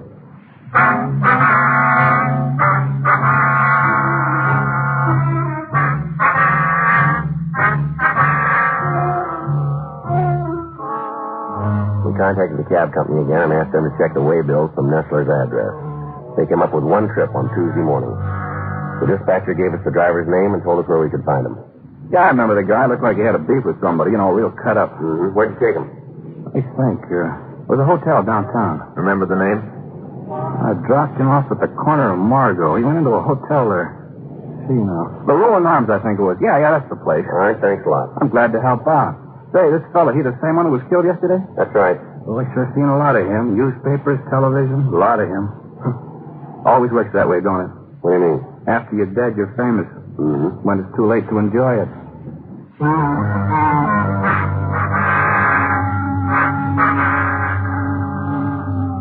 Frank and I drove down to the Rolling Arms Hotel. We talked with a clerk who had been on duty Tuesday morning.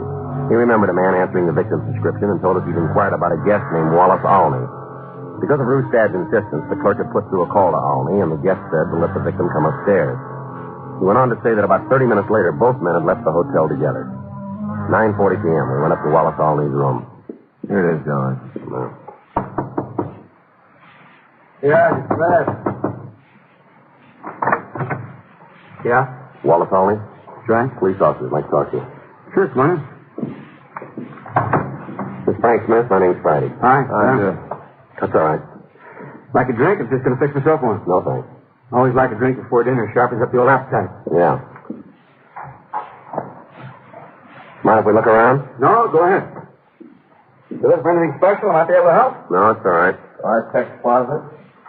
Well, maybe you better tell me what this is all about, huh? You know a man named Tom Rustad, or Roselle? Why? You know him? Yeah, I met him. I'm playing Joe. I don't know about the closet. Well, what about Rustad? When did you see him last? I don't know, a few days ago. Want to pin it down for us? Monday. Yeah, Monday. That's the last time you saw him. Yeah, we had a couple of drinks in the bar at the corner. I haven't seen him since. We got two people who say you did. All right. Yeah. Well, then go talk to them. Leave me alone. You ever been arrested? Why? Have you? Yeah. What beef? I don't think I'm going to answer that. You don't have to. We'll find out. Narco? Where you from? All around. Famous city. Frisco, Vegas, Casey, all around. How about Reno? Yeah, I did too. Where you met Rustad? Look, what are you guys after? You got the answer to that when I save some time. I got a lot of time. So have we. Well, let's be honest with each other, huh? Go ahead. Why don't you guys lay out what you got, and I'll tell you how close you are. That'd be kind of silly, wouldn't it? Why? Like playing checkers with yourself. Nothing I can do then. How about the closet? Look, you make a pinch, I got no choice. If you're wrong, I'll own City Hall. I don't think we are. And be my guest. All right, you're under arrest. Charge? Suspicion of murder. I'll take the closet. Save you the trouble. I killed him.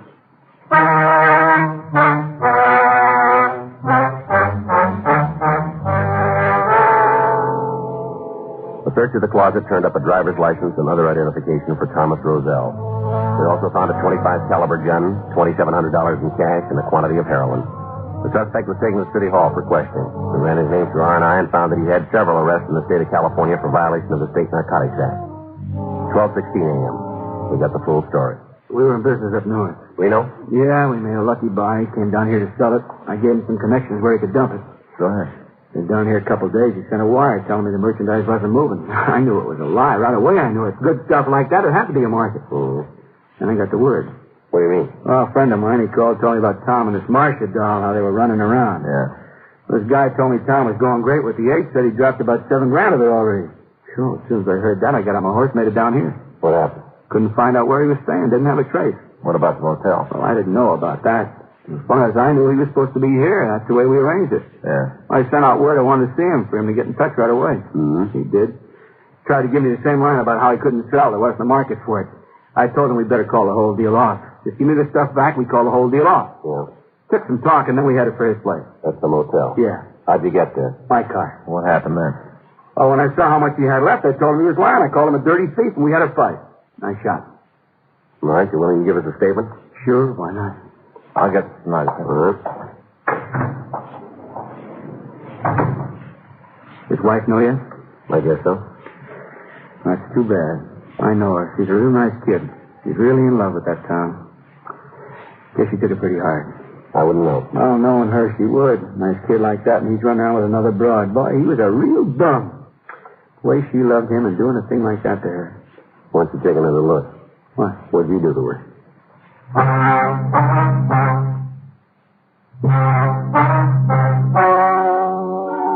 The story you've just heard is true. The names were changed to protect the innocent. On November 19th, trial was held in Department 99, Superior Court of the State of California, in and for the County of Los Angeles. In a moment, the results of that trial.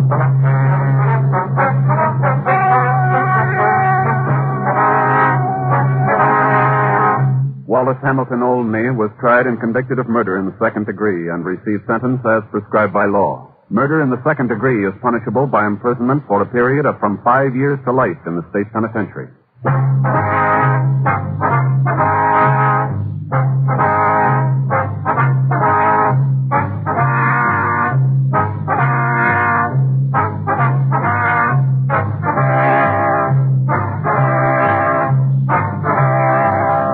You have just heard Dragnet, a series of authentic cases from official files. Technical advice comes from the Office of Chief of Police W.H. Parker, Los Angeles Police Department. Technical advisors, Captain Jack Donahoe, Sergeant Marty Wynn, Sergeant Vance Frazier. Heard tonight were Ben Alexander, Dick Perrin, Helen Cleve, Lillian Bios, Stacey Harris. Script by John Robinson. Music by Walter Schumann. Hal Gibney speaking. Watch an entirely different Dragnet case history each week on your local NBC television station. Please check your newspapers for the day and time. Chesterfield has brought you Dragnet, transcribed from Los Angeles.